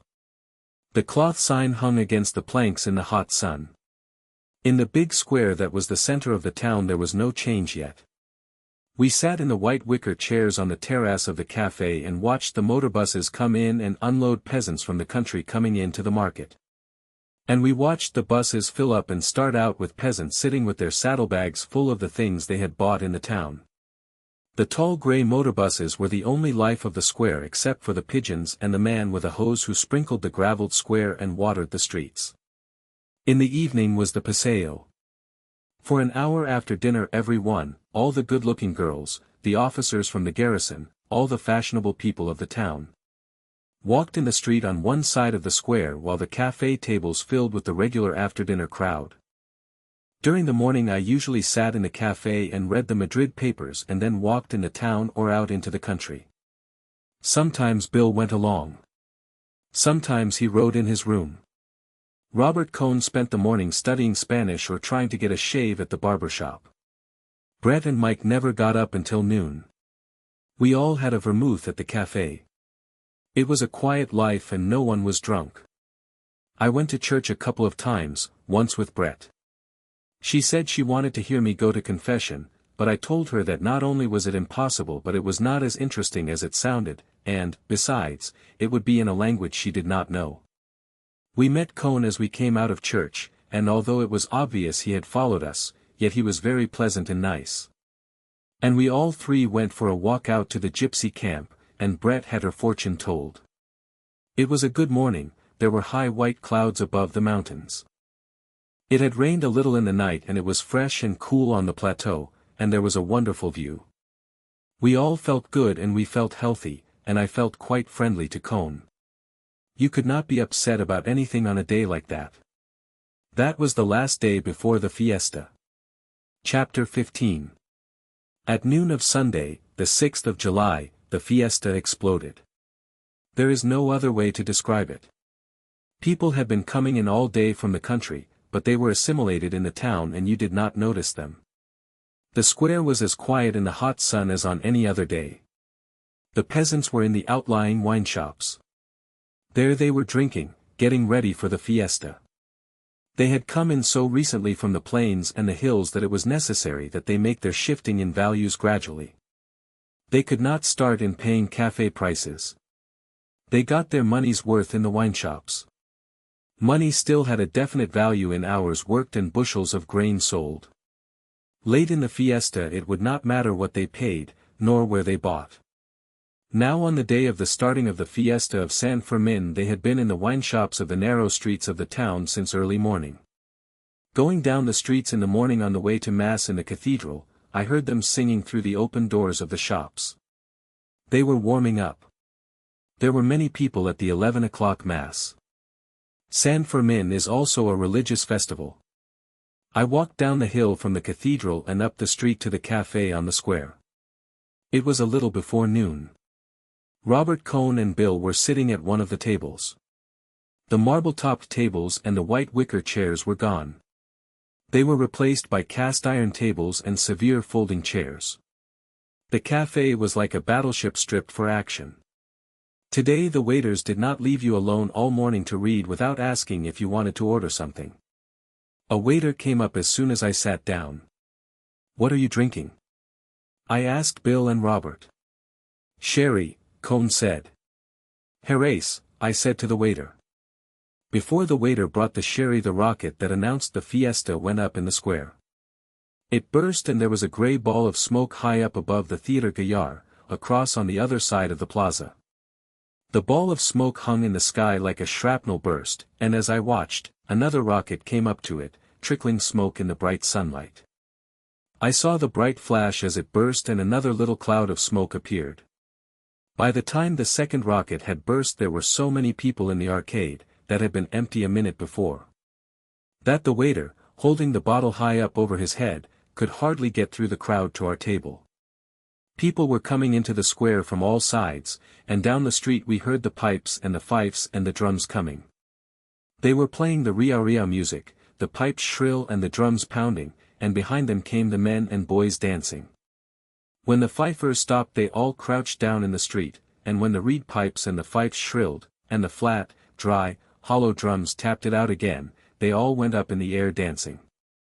In the crowd you saw only the heads and shoulders of the dancers going up and down. In the square a man, bent over, was playing on a reed pipe, and a crowd of children were following him shouting, and pulling at his clothes. He came out of the square, the children following him, and piped them past the cafe and down a side street.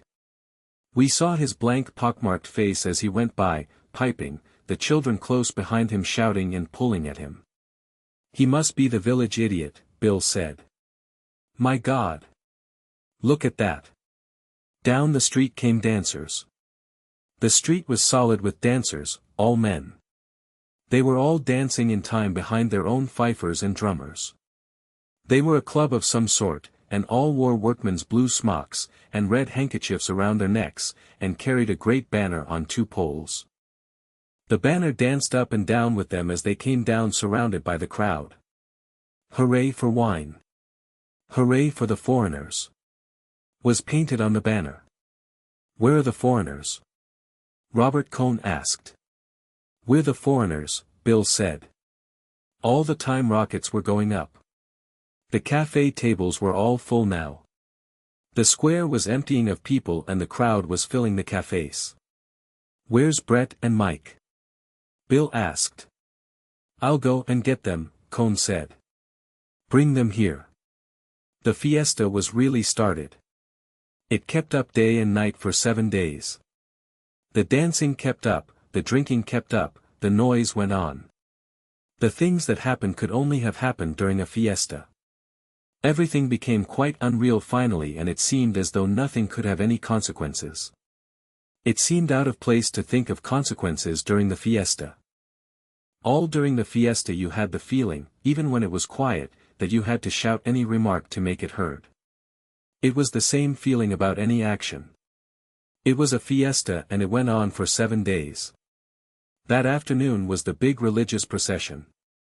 San Fermin was translated from one church to another. In the procession were all the dignitaries, civil and religious. We could not see them because the crowd was too great. Ahead of the formal procession and behind it danced the Riau Riau dancers.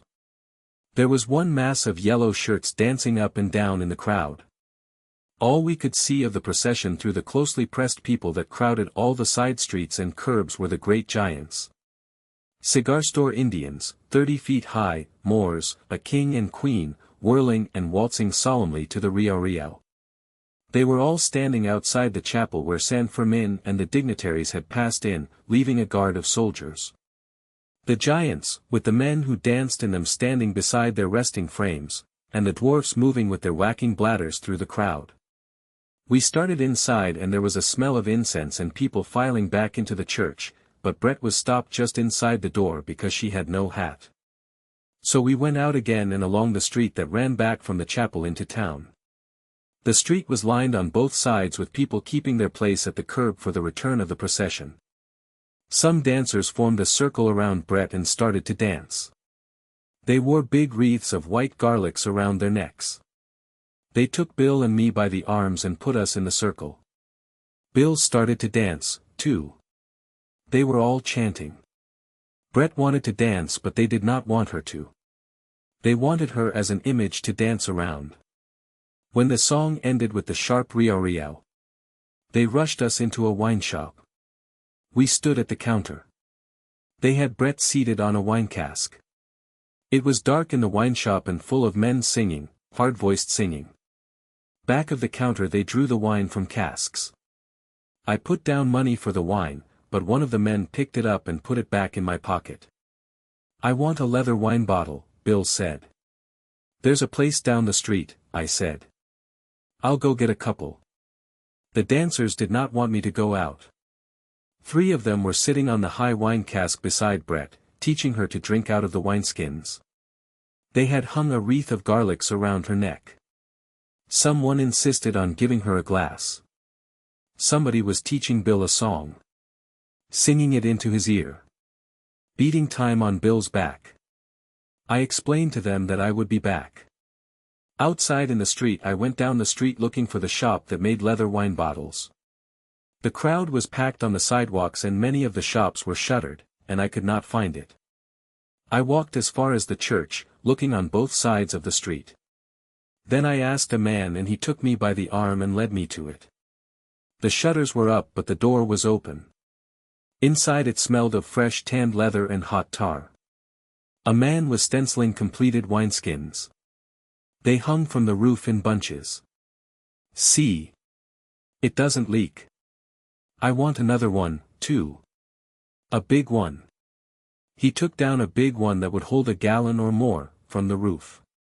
He blew it up, his cheeks puffing ahead of the wineskin, and stood on the bota holding on to a chair. What are you going to do? Sell them in Bayonne? Number drink out of them. He slapped me on the back. Good man. 8 pesetas for the 2. The lowest price. The man who was stenciling the new ones and tossing them into a pile stopped. It's true, he said. 8 pesetas is cheap. I paid and went out and along the street back to the wine shop. It was darker than ever inside and very crowded. I did not see Brett and Bill, and someone said they were in the back room. At the counter the girl filled the 2 wineskins for me. One held 2 liters. The other held 5 liters. Filling them both cost 3 pesetas 60 centimos. Someone at the counter, that I had never seen before, tried to pay for the wine, but I finally paid for it myself. The man who had wanted to pay then bought me a drink. He would not let me buy one in return, but said he would take a rinse of the mouth from the new wine bag.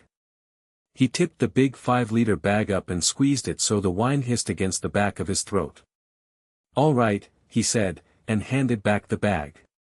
In the back room Brett and Bill were sitting on barrels surrounded by the dancers. Everybody had his arms on everybody else's shoulders, and they were all singing. Mike was sitting at a table with several men in their shirt sleeves, eating from a bowl of tuna fish, chopped onions and vinegar. They were all drinking wine and mopping up the oil and vinegar with pieces of bread. Hello, Jake. Hello. Mike called. Come here. I want you to meet my friends. We're all having an hors d'oeuvre. I was introduced to the people at the table. They supplied their names to Mike and sent for a fork for me. Stop eating their dinner, Michael, Brett shouted from the wine barrels. I don't want to eat up your meal, I said when someone handed me a fork. Eat, he said. What do you think it's here for? I unscrewed the nozzle of the big wine bottle and handed it around. Everyone took a drink, tipping the wineskin at arm's length.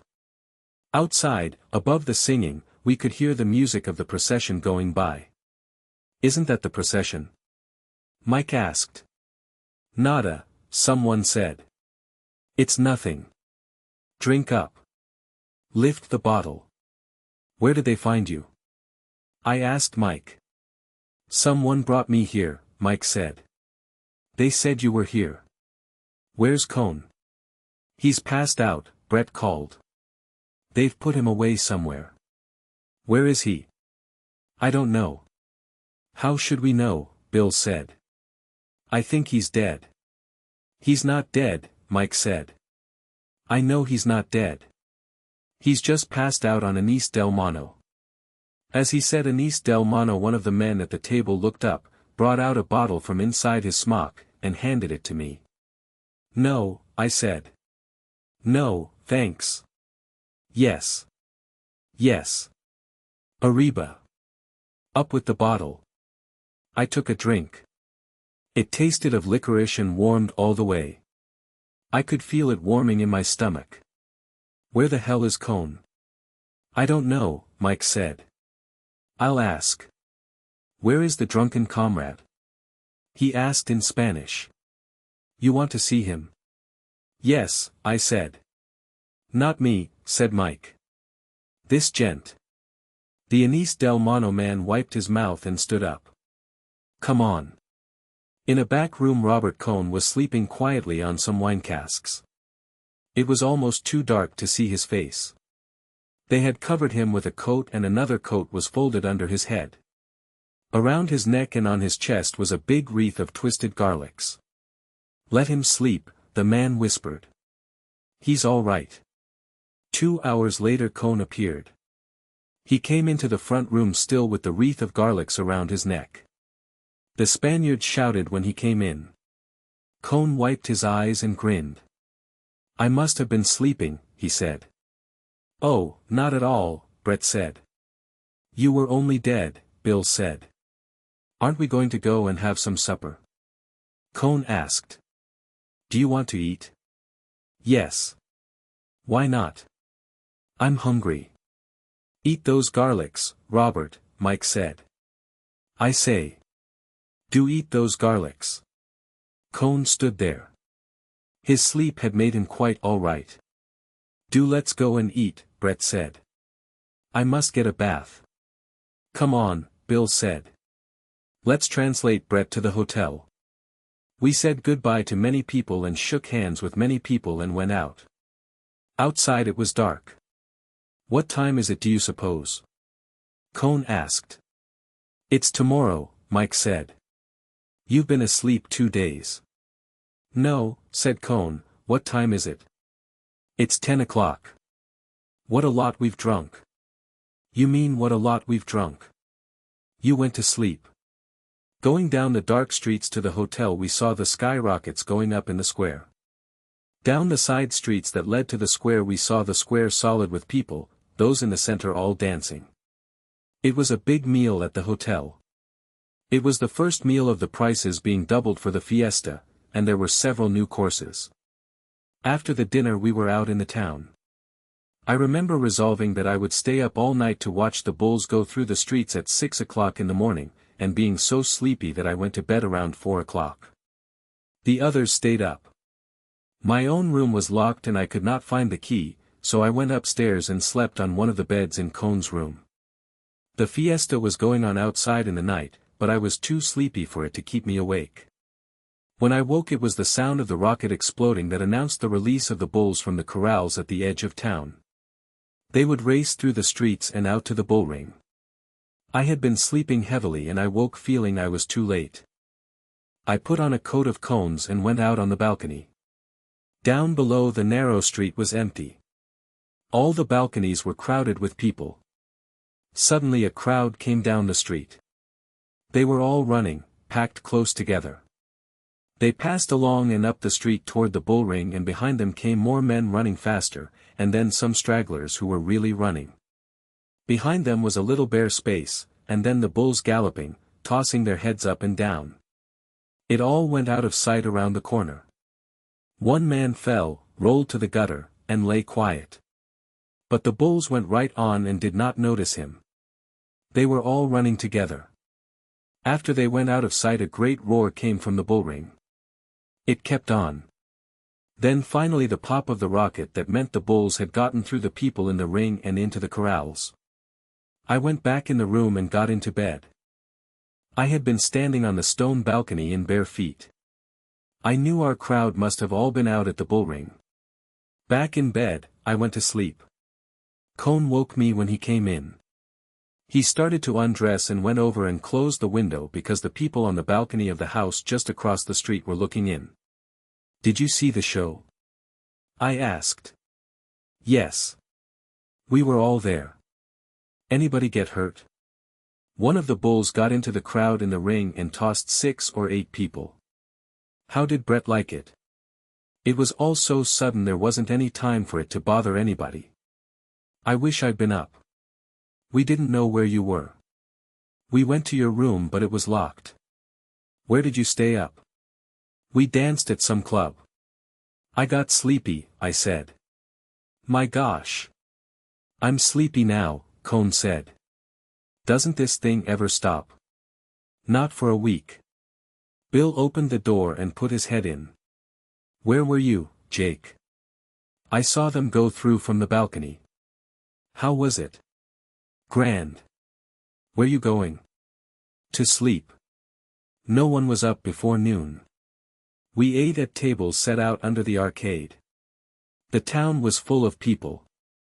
We had to wait for a table. After lunch we went over to the arena. It had filled up, and as the time for the bullfight came it got fuller, and the tables were crowded closer. There was a close, crowded hum that came every day before the bullfight. The cafe did not make this same noise at any other time, no matter how crowded it was. This hum went on, and we were in it and a part of it. I had taken 6 seats for all the fights. 3 of them were barreras, the first row at the ring side, and 3 were sobrepiertos, seats with wooden backs, halfway up the amphitheater. Mike thought Brett had best sit high up for her first time, and Cone wanted to sit with them. Bill and I were going to sit in the barreras, and I gave the extra ticket to a waiter to sell. Bill said something to Cone about what to do and how to look so he would not mind the horses. Bill had seen 1 season of bullfights. I'm not worried about how I'll stand it. I'm only afraid I may be bored, Cone said. You think so? Don't look at the horses, after the bull hits them, I said to Brett. Watch the charge and see the picador try and keep the bull off, but then don't look again until the horse is dead if it's been hit. I'm a little nervy about it, Brett said.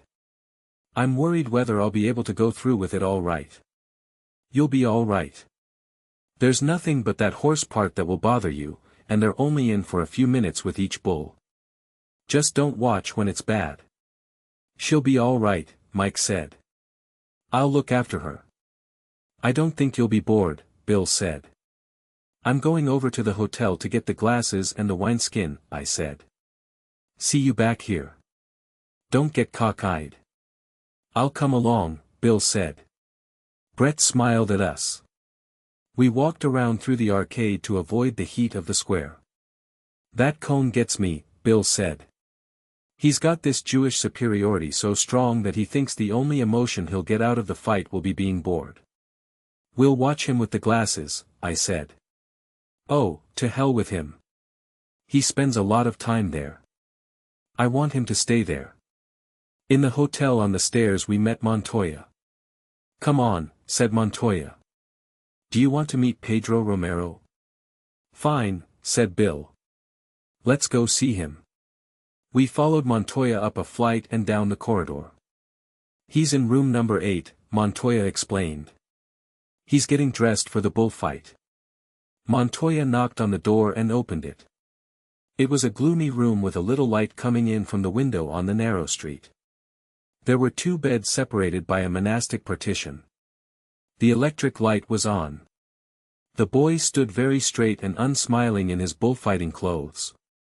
His jacket hung over the back of a chair. They were just finishing winding his sash. His black hair shone under the electric light. He wore a white linen shirt and the sword handler finished his sash and stood up and stepped back. Pedro Romero nodded, seeming very far away and dignified when we shook hands. Montoya said something about what great aficionados we were, and that we wanted to wish him luck. Romero listened very seriously. Then he turned to me. He was the best-looking boy I have ever seen. You go to the bullfight, he said in English. You know English, I said, feeling like an idiot. No, he answered, and smiled. One of 3 men who had been sitting on the beds came up and asked us if we spoke French. Would you like me to interpret for you? Is there anything you would like to ask Pedro Romero? We thanked him. What was there that you would like to ask? The boy was 19 years old, alone except for his sword handler, and the 3 hangers-on, and the bullfight was to commence in 20 minutes. We wished him, mucha suerte, shook hands, and went out. He was standing, straight and handsome and altogether by himself, alone in the room with the hangers-on as we shut the door. He's a fine boy, don't you think so? Montoya asked. He's a good-looking kid, I said. He looks like a torero, Montoya said. He has the type. He's a fine boy. We'll see how he is in the ring, Montoya said. We found the big leather wine bottle leaning against the wall in my room, took it and the field glasses, locked the door, and went downstairs. It was a good bullfight. Bill and I were very excited about Pedro Romero. Montoya was sitting about 10 places away.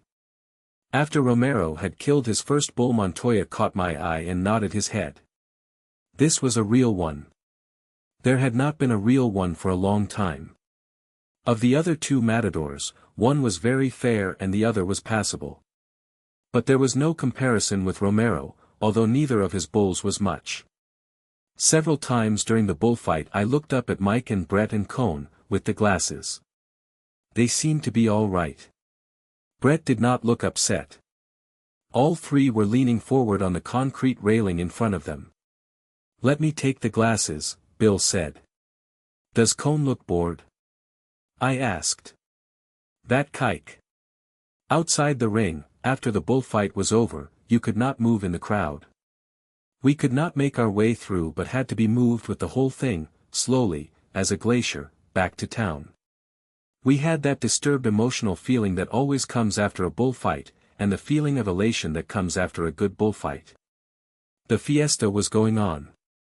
The drums pounded and the pipe music was shrill, and everywhere the flow of the crowd was broken by patches of dancers.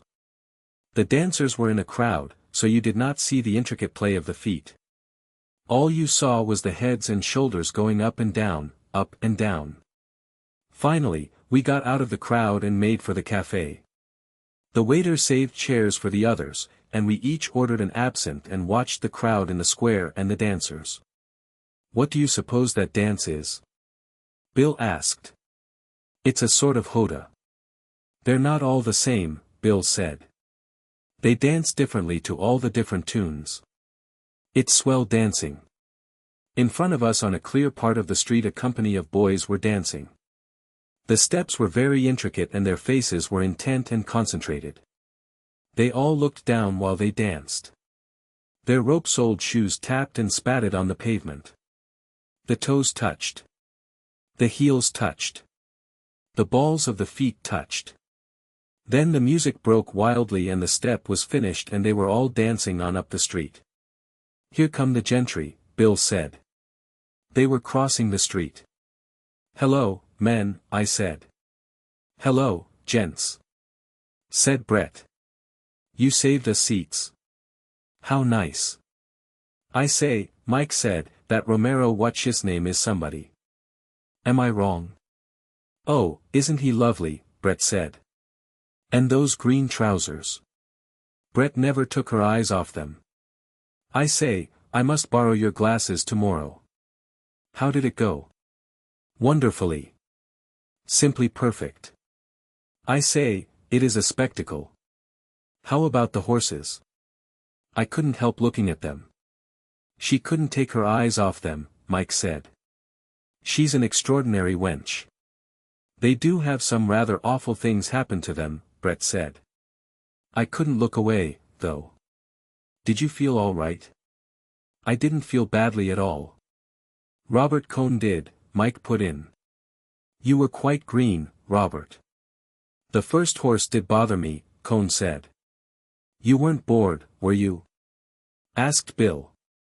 Cone laughed. "Number I wasn't bored. I wish you'd forgive me that." "It's all right," Bill said, "so long as you weren't bored." "He didn't look bored," Mike said. "I thought he was going to be sick. I never felt that bad. It was just for a minute. I thought he was going to be sick." "You weren't bored, were you, Robert?" "Let up on that, Mike." I said I was sorry I said it. He was, you know. He was positively green. "Oh, shove it along, Michael. You mustn't ever get bored at your first bullfight, Robert," Mike said. "It might make such a mess." "Oh, shove it along, Michael," Brett said. "He said Brett was a sadist," Mike said. "Brett's not a sadist. She's just a lovely, healthy wench." "Are you a sadist, Brett?" I asked. "Hope not." He said Brett was a sadist just because she has a good, healthy stomach. Won't be healthy long. Bill got Mike started on something else than Cone. The waiter brought the absinthe glasses. "Did you really like it?" Bill asked Cone. "No, I can't say I liked it. I think it's a wonderful show." "Gad, yes. What a spectacle," Brett said. "I wish they didn't have the horse part," Cone said. "They're not important," Bill said. After a while you never notice anything disgusting. It is a bit strong just at the start, Brett said. There's a dreadful moment for me just when the bull starts for the horse. The bulls were fine, Cone said. They were very good, Mike said. I want to sit down below, next time.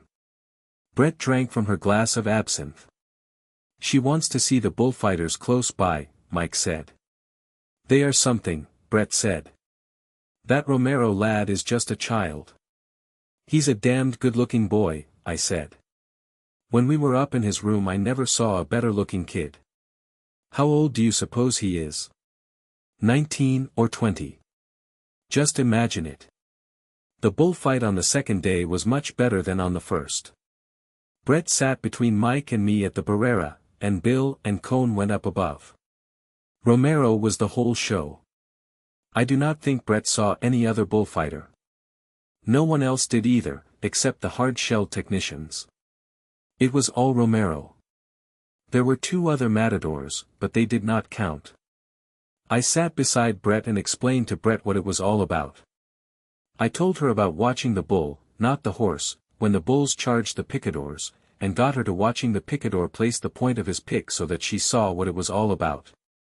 So that it became more something that was going on with a definite end, and less of a spectacle with unexplained horrors.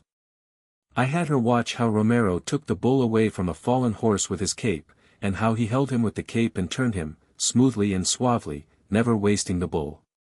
She saw how Romero avoided every brusque movement and saved his bulls for the last when he wanted them, not winded and discomposed but smoothly worn down. She saw how close Romero always worked to the bull, and I pointed out to her the tricks the other bullfighters used to make it look as though they were working closely.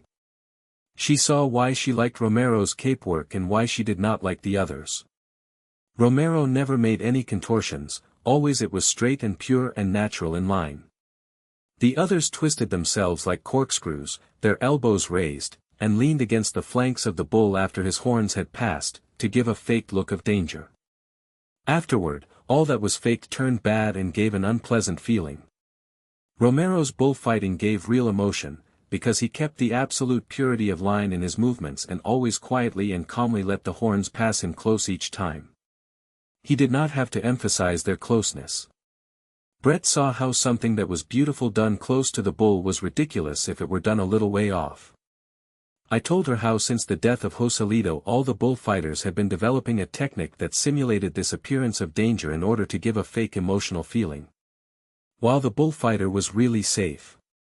Romero had the old thing, the holding of his purity of line through the maximum of exposure, while he dominated the bull by making him realize he was unattainable. While he prepared him for the killing. I've never seen him do an awkward thing, Brett said. You won't until he gets frightened, I said. He'll never be frightened, Mike said. He knows too damned much. He knew everything when he started. The others can't ever learn what he was born with. And God, what looks, Brett said. I believe, you know, that she's falling in love with this bullfighter chap, Mike said. I wouldn't be surprised. Be a good chap, Jake. Don't tell her anything more about him. Tell her how they beat their old mothers. Tell me what drunks they are. Oh, frightful, Mike said. Drunk all day and spend all their time beating their poor old mothers. He looks that way, Brett said. Doesn't he? I said. They had hitched the mules to the dead bull and then the whips cracked, the men ran, and the mules, straining forward. Their legs pushing, broke into a gallop, and the bull, one horn up, his head on its side, swept a swath smoothly across the sand and out the red gate. This next is the last one. Not really, Brett said. She leaned forward on the Barrera. Romero waved his picadors to their places, then stood, his cape against his chest, looking across the ring to where the bull would come out. After it was over we went out and were pressed tight in the crowd. These bullfights are hell on one, Brett said. I'm limp as a rag. Oh, you'll get a drink, Mike said. The next day Pedro Romero did not fight. It was Miura bulls, and a very bad bullfight. The next day there was no bullfight scheduled. But all day and all night the fiesta kept on. Chapter 16. In the morning it was raining. A fog had come over the mountains from the sea. You could not see the tops of the mountains. The plateau was dull and gloomy, and the shapes of the trees and the houses were changed. I walked out beyond the town to look at the weather. The bad weather was coming over the mountains from the sea. The flags in the square hung wet from the white poles and the banners were wet and hung damp against the front of the houses. And in between the steady drizzle the rain came down and drove everyone under the arcades and made pools of water in the square. And the streets wet and dark and deserted, yet the fiesta kept up without any pause. It was only driven under cover. The covered seats of the bullring had been crowded with people sitting out of the rain watching the concourse of Basque and Navarrese dancers and singers. And afterward the Val Carlos dancers in their costumes danced down the street in the rain, the drums sounding hollow and damp. And the chiefs of the bands riding ahead on their big, heavy-footed horses, their costumes wet, the horses' coats wet in the rain. The crowd was in the cafes and the dancers came in, too, and sat, their tight-wound white legs under the tables, shaking the water from their belt caps, and spreading their red and purple jackets over the chairs to dry. It was raining hard outside. I left the crowd in the cafe and went over to the hotel to get shaved for dinner. I was shaving in my room when there was a knock on the door. "Come in," I called. Montoya walked in. "How are you?" he said. "Fine," I said. "No bulls today." "No," I said, "nothing but rain." "Where are your friends?" "Over at the Iruna." Montoya smiled his embarrassed smile. "Look," he said. "Do you know the American ambassador?" "Yes," I said. "Everybody knows the American ambassador. He's here in town, now." "Yes," I said. "Everybody's seen them."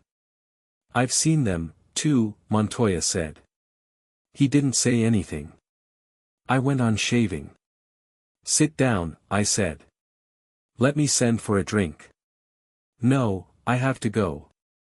I finished shaving and put my face down into the bowl and washed it with cold water. Montoya was standing there looking more embarrassed. "Look," he said. "I've just had a message from them at the Grand Hotel that they want Pedro Romero and Marcial Lalanda to come over for coffee tonight after dinner." "Well," I said, "it can't hurt Marcial any. Marcial has been in San Sebastian all day.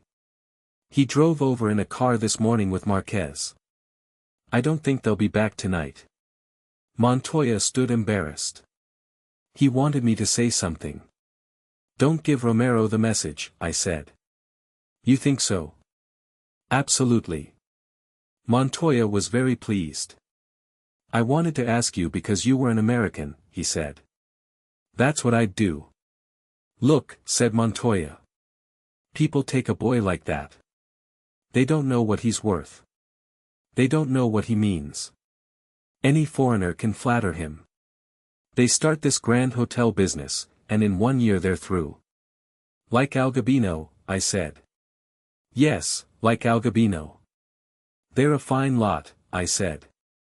"There's one American woman down here now that collects bullfighters." "I know. They only want the young ones." "Yes," I said. "The old ones get fat. Or crazy like Gallo." "Well," I said, "it's easy. All you have to do is not give him the message." "He's such a fine boy," said Montoya.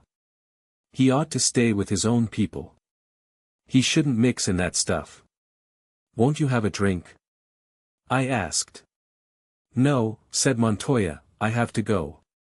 He went out.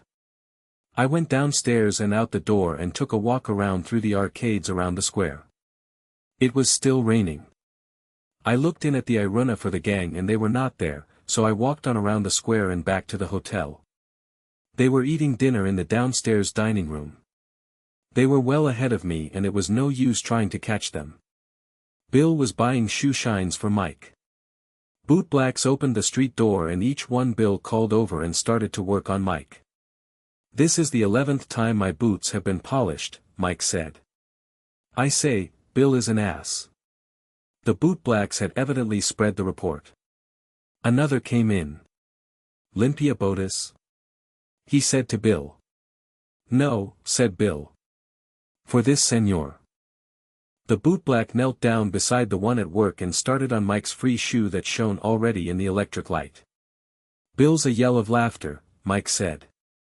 I was drinking red wine, and so far behind them that I felt a little uncomfortable about all this shoe shining. I looked around the room. At the next table was Pedro Romero. He stood up when I nodded, and asked me to come over and meet a friend. His table was beside ours, almost touching. I met the friend, a Madrid bullfight critic, a little man with a drawn face. I told Romero how much I liked his work, and he was very pleased. We talked Spanish and the critic knew a little French. I reached to our table for my wine bottle, but the critic took my arm. Romero laughed. "Drink here," he said in English. He was very bashful about his English, but he was really very pleased with it, and as we went on talking he brought out words he was not sure of, and asked me about them. He was anxious to know the English for corrida de toros, the exact translation. Bullfight he was suspicious of. I explained that bullfight in Spanish was the lidia of a toro. The Spanish word corrida means in English the running of bulls. The French translation is course de toros. The critic put that in. There is no Spanish word for bullfight. Pedro Romero said he had learned a little English in Gibraltar. He was born in Ronda. That is not far above Gibraltar. He started bullfighting in Malaga in the bullfighting school there. He had only been at it 3 years. The bullfight critic joked him about the number of Malagueño expressions he used. He was 19 years old, he said. His older brother was with him as a banderillero, but he did not live in this hotel. He lived in a smaller hotel with the other people who worked for Romero. He asked me how many times I had seen him in the ring. I told him only 3. It was really only 2, but I did not want to explain after I had made the mistake. "Where did you see me the other time?" "In Madrid?" "Yes," I lied. I had read the accounts of his 2 appearances in Madrid in the bullfight papers, so I was all right. "The first or the second time?" "The first." "I was very bad," he said. "The second time I was better." "You remember?" He turned to the critic. He was not at all embarrassed. He talked of his work as something altogether apart from himself. There was nothing conceited or braggartly about him. "I like it very much that you like my work," he said. "But you haven't seen it yet. Tomorrow, if I get a good bull, I will try and show it to you." When he said this he smiled, anxious that neither the bullfight critic nor I would think he was boasting. "I am anxious to see it," the critic said. "I would like to be convinced. He doesn't like my work much." Romero turned to me. He was serious. The critic explained that he liked it very much, but that so far it had been incomplete. "Wait till tomorrow, if a good one comes out." "Have you seen the bulls for tomorrow?" the critic asked me. "Yes. I saw them unloaded." Pedro Romero leaned forward. "What did you think of them?" "Very nice," I said. "About 26 arrobas. Very short horns. Haven't you seen them?" "Oh, yes," said Romero. "They won't weigh 26 arrobas," said the critic. "No," said Romero. "They've got bananas for horns," the critic said. "You call them bananas?" asked Romero. He turned to me and smiled. "You wouldn't call them bananas?" "No," I said. "They're horns all right." "They're very short," said Pedro Romero. "Very, very short. Still, they aren't bananas." "I say, Jake," Brett called from the next table, "you have deserted us." "Just temporarily," I said. "We're talking bulls. You are superior." "Tell him that bulls have no balls," Mike shouted. He was drunk. Romero looked at me inquiringly. "Drunk," I said. "Borracho. Muy borracho." You might introduce your friends, Brett said. She had not stopped looking at Pedro Romero. I asked them if they would like to have coffee with us. They both stood up. Romero's face was very brown. He had very nice manners.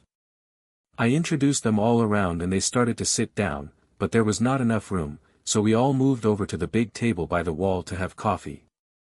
Mike ordered a bottle of Fundador and glasses for everybody. There was a lot of drunken talking. Tell him I think writing is lousy, Bill said. Go on, tell him.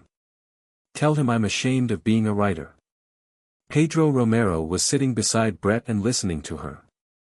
Go on. Tell him. Bill said. Romero looked up smiling.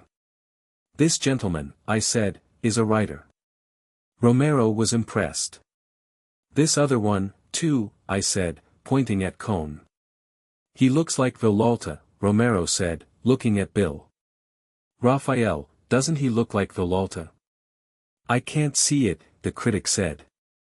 Really, Romero said in Spanish. He looks a lot like Villalta. What does the drunken one do? Nothing. Is that why he drinks?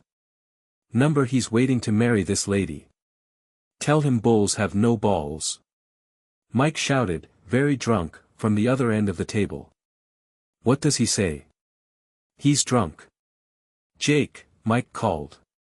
Tell him bulls have no balls. You understand? I said. Yes. I was sure he didn't, so it was all right. Tell him Brett wants to see him put on those green pants. Pipe down, Mike. Tell him Brett is dying to know how he can get into those pants. Pipe down. During this Romero was fingering his glass and talking with Brett. Brett was talking French and he was talking Spanish and a little English, and laughing. Bill was filling the glasses. Tell him Brett wants to come in too. Oh, pipe down, Mike, for Christ's sake. Romero looked up smiling. Pipe down. I know that, he said. Just then Montoya came into the room. He started to smile at me, then he saw Pedro Romero with a big glass of cognac in his hand, sitting laughing between me and a woman with bare shoulders, at a table full of drunks. He did not even nod. Montoya went out of the room. Mike was on his feet proposing a toast. Let's all drink to Dash, he began. Pedro Romero, I said. Everybody stood up. Romero took it very seriously, and we touched glasses and drank it down, I rushing it a little because Mike was trying to make it clear that was not at all what he was going to drink to. But it went off all right, and Pedro Romero shook hands with everyone and he and the critic went out together. My God! He's a lovely boy, Brett said. And how I would love to see him get into those clothes. He must use a shoehorn. I started to tell him, Mike began. And Jake kept interrupting me. Why do you interrupt me? Do you think you talk Spanish better than I do? Oh, shut up, Mike. Nobody interrupted you. No, I'd like to get this settled. He turned away from me. Do you think you amount to something, Cone? Do you think you belong here among us? People who are out to have a good time. For God's sake don't be so noisy, Cone. Oh, cut it out, Mike, Cone said. Do you think Brett wants you here? Do you think you add to the party? Why don't you say something? I said all I had to say the other night, Mike. I'm not one of you literary chaps. Mike stood shakily and leaned against the table. I'm not clever. But I do know when I'm not wanted. Why don't you see when you're not wanted, Cone? Go away. Go away, for God's sake. Take that sad Jewish face away. Don't you think I'm right? He looked at us. Sure, I said. Let's all go over to the Iruna. Number, don't you think I'm right? I love that woman. Oh, don't start that again. Do shove it along, Michael, Brett said. Don't you think I'm right, Jake? Cone still sat at the table. His face had the sallow, yellow look it got when he was insulted, but somehow he seemed to be enjoying it. The childish, drunken heroics of it. It was his affair with a lady of title. Jake, Mike said. He was almost crying. You know I'm right. Listen, you. He turned to Cone, go away. Go away now. But I won't go, Mike, said Cone. Then I'll make you. Mike started toward him around the table. Cone stood up and took off his glasses. He stood waiting, his face sallow, his hands fairly low, proudly and firmly waiting for the assault, ready to do battle for his lady love. I grabbed Mike. Come on to the cafe, I said. You can't hit him here in the hotel. Good. Said Mike. Good idea. We started off. I looked back as Mike stumbled up the stairs and saw Cone putting his glasses on again. Bill was sitting at the table pouring another glass of Fundador. Brett was sitting looking straight ahead at nothing. Outside on the square it had stopped raining and the moon was trying to get through the clouds. There was a wind blowing. The military band was playing and the crowd was massed on the far side of the square where the fireworks specialist and his son were trying to send up fire balloons. A balloon would start up jerkily, on a great bias, and be torn by the wind or blown against the houses of the square. Some fell into the crowd. The magnesium flared and the fireworks exploded and chased about in the crowd. There was no one dancing in the square. The gravel was too wet. Brett came out with Bill and joined us. We stood in the crowd and watched Don Manuel Orquídez, the fireworks king, standing on a little platform.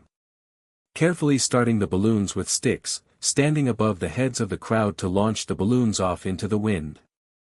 The wind brought them all down, and Don Manuel Orquídez's face was sweaty in the light of his complicated fireworks that fell into the crowd and charged and chased. Sputtering and cracking, between the legs of the people. The people shouted as each new luminous paper bubble careened, caught fire, and fell. They're razzying Don Manuel, Bill said. How do you know he's Don Manuel? Brett said. His name's on the program.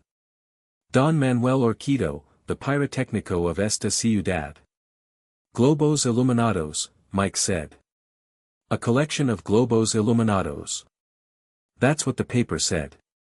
The wind blew the band music away. I say, I wish one would go up, Brett said. That Don Manuel chap is furious.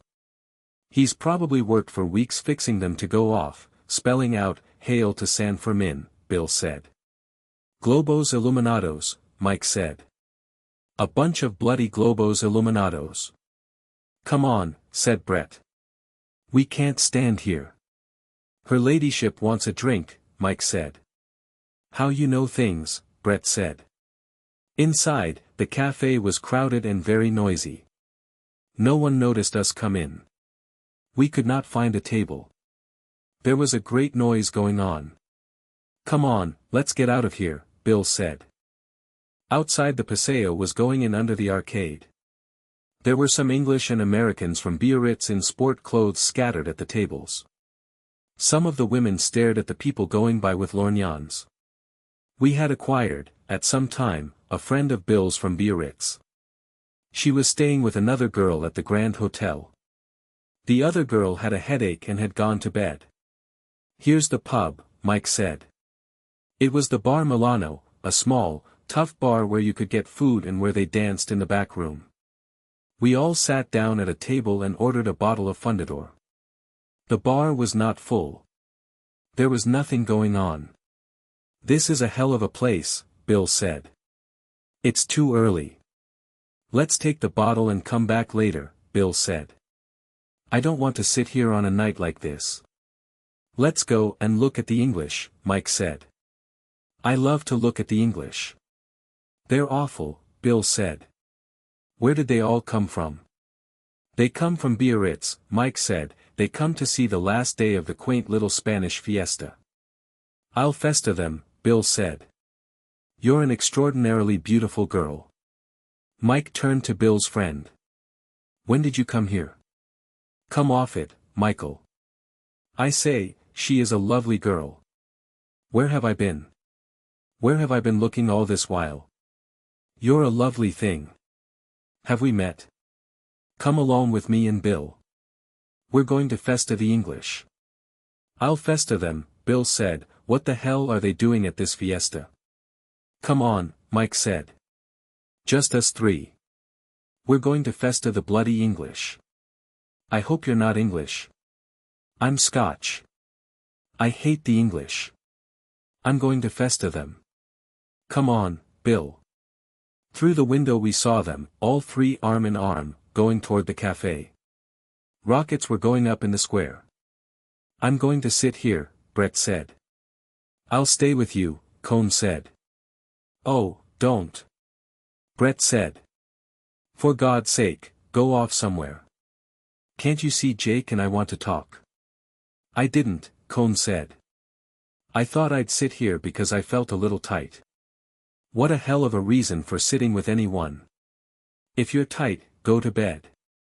Go on to bed. Was I rude enough to him? Brett asked.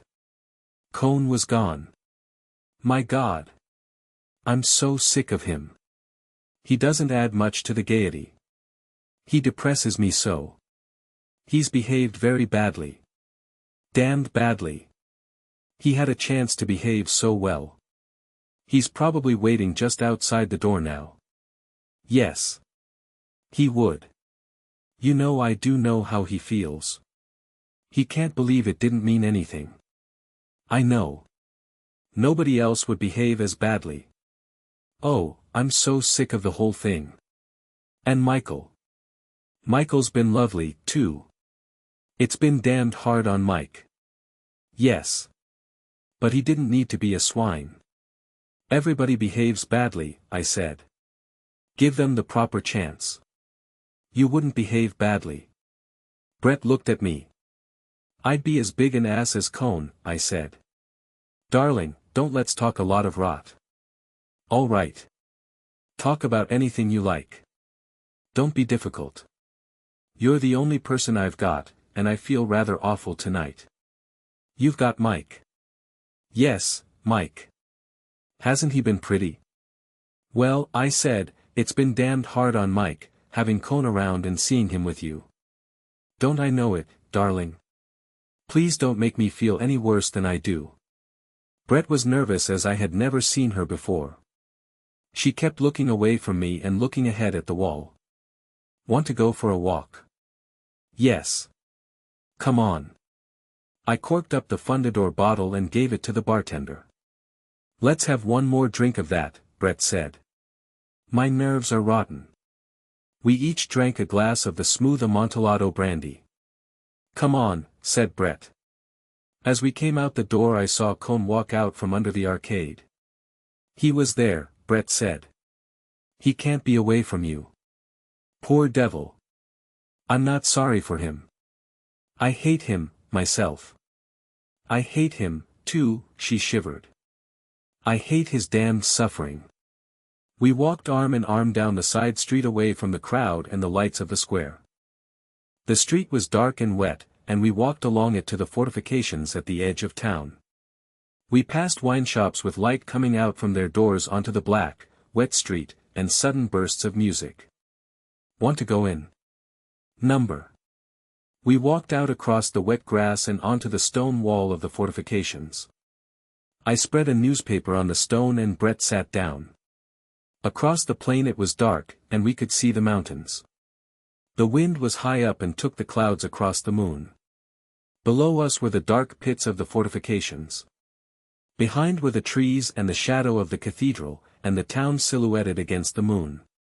Don't feel bad, I said. I feel like hell, Brett said. Don't let's talk. We looked out at the plain. The long lines of trees were dark in the moonlight. There were the lights of a car on the road climbing the mountain.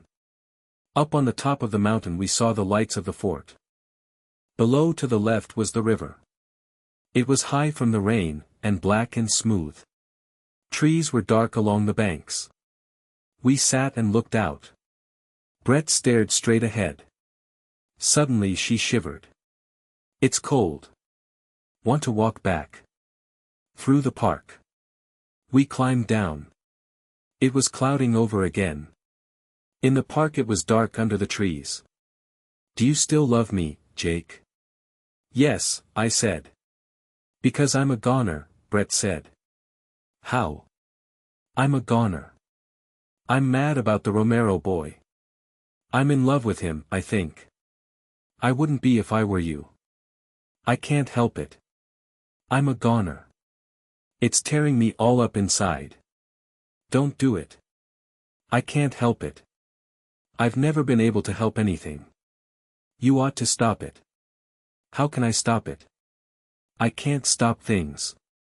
Feel that? Her hand was trembling.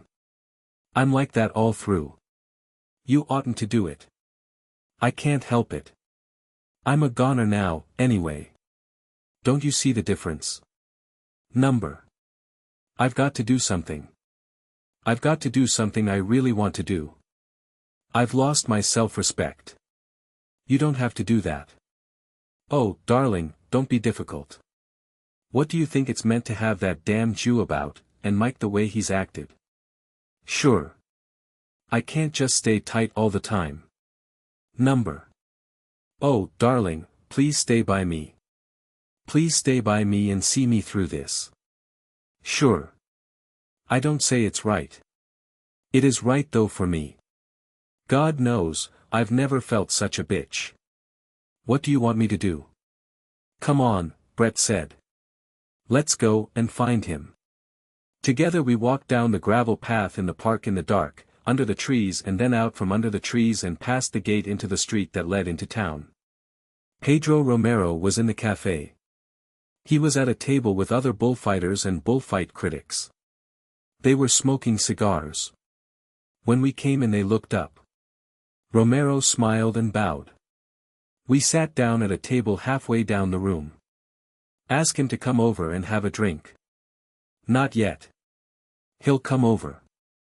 I can't look at him. He's nice to look at, I said. I've always done just what I wanted. I know. I do feel such a bitch. Well, I said. My God. Said Brett, the things a woman goes through. Yes. Oh, I do feel such a bitch. I looked across at the table. Pedro Romero smiled. He said something to the other people at his table, and stood up. He came over to our table. I stood up and we shook hands. Won't you have a drink? You must have a drink with me, he said. He seated himself, asking Brett's permission without saying anything. He had very nice manners. But he kept on smoking his cigar. It went well with his face. You like cigars? I asked. Oh, yes. I always smoke cigars. It was part of his system of authority. It made him seem older. I noticed his skin. It was clear and smooth and very brown. There was a triangular scar on his cheekbone. I saw he was watching Brett. He felt there was something between them. He must have felt it when Brett gave him her hand. He was being very careful. I think he was sure, but he did not want to make any mistake. You fight tomorrow? I said. Yes, he said. Alguabino was hurt today in Madrid. Did you hear? No, I said. Badly? He shook his head. Nothing. Here, he showed his hand. Brett reached out and spread the fingers apart. Oh. He said in English, you tell fortunes. Sometimes. Do you mind? Number I like it. He spread his hand flat on the table. Tell me I live for always, and be a millionaire. He was still very polite, but he was surer of himself. Look, he said, do you see any bulls in my hand? He laughed. His hand was very fine and the wrist was small. There are thousands of bulls, Brett said. She was not at all nervous now. She looked lovely. Good, Romero laughed. At 1,000 duros apiece, he said to me in Spanish. Tell me some more. It's a good hand, Brett said. I think he'll live a long time. Say it to me. Not to your friend. I said you'd live a long time. I know it, Romero said. I'm never going to die. I tapped with my fingertips on the table. Romero saw it. He shook his head. Number, don't do that. The bulls are my best friends. I translated to Brett. You kill your friends? She asked. Always, he said in English, and laughed. So they don't kill me. He looked at her across the table. You know English well. Yes, he said. Pretty well, sometimes. But I must not let anybody know. It would be very bad, a torero who speaks English. Why? Asked Brett. It would be bad. The people would not like it. Not yet. Why not? They would not like it. Bullfighters are not like that. What are bullfighters like? He laughed and tipped his hat down over his eyes and changed the angle of his cigar and the expression of his face. Like at the table, he said. I glanced over. He had mimicked exactly the expression of Nacional. He smiled, his face natural again. Number, I must forget English. Don't forget it, yet, Brett said. No. Number. All right. He laughed again. I would like a hat like that, Brett said. Good. I'll get you one. Right. See that you do. I will. I'll get you one tonight. I stood up. Romero rose, too. Sit down, I said. I must go and find our friends and bring them here. He looked at me. It was a final look to ask if it were understood. It was understood all right. Sit down, Brett said to him. You must teach me Spanish. He sat down and looked at her across the table. I went out. The hard-eyed people at the bullfighter table watched me go. It was not pleasant. When I came back and looked in the cafe, 20 minutes later, Brett and Pedro Romero were gone. The coffee glasses and our 3 empty cognac glasses were on the table. A waiter came with a cloth and picked up the glasses and mopped off the table.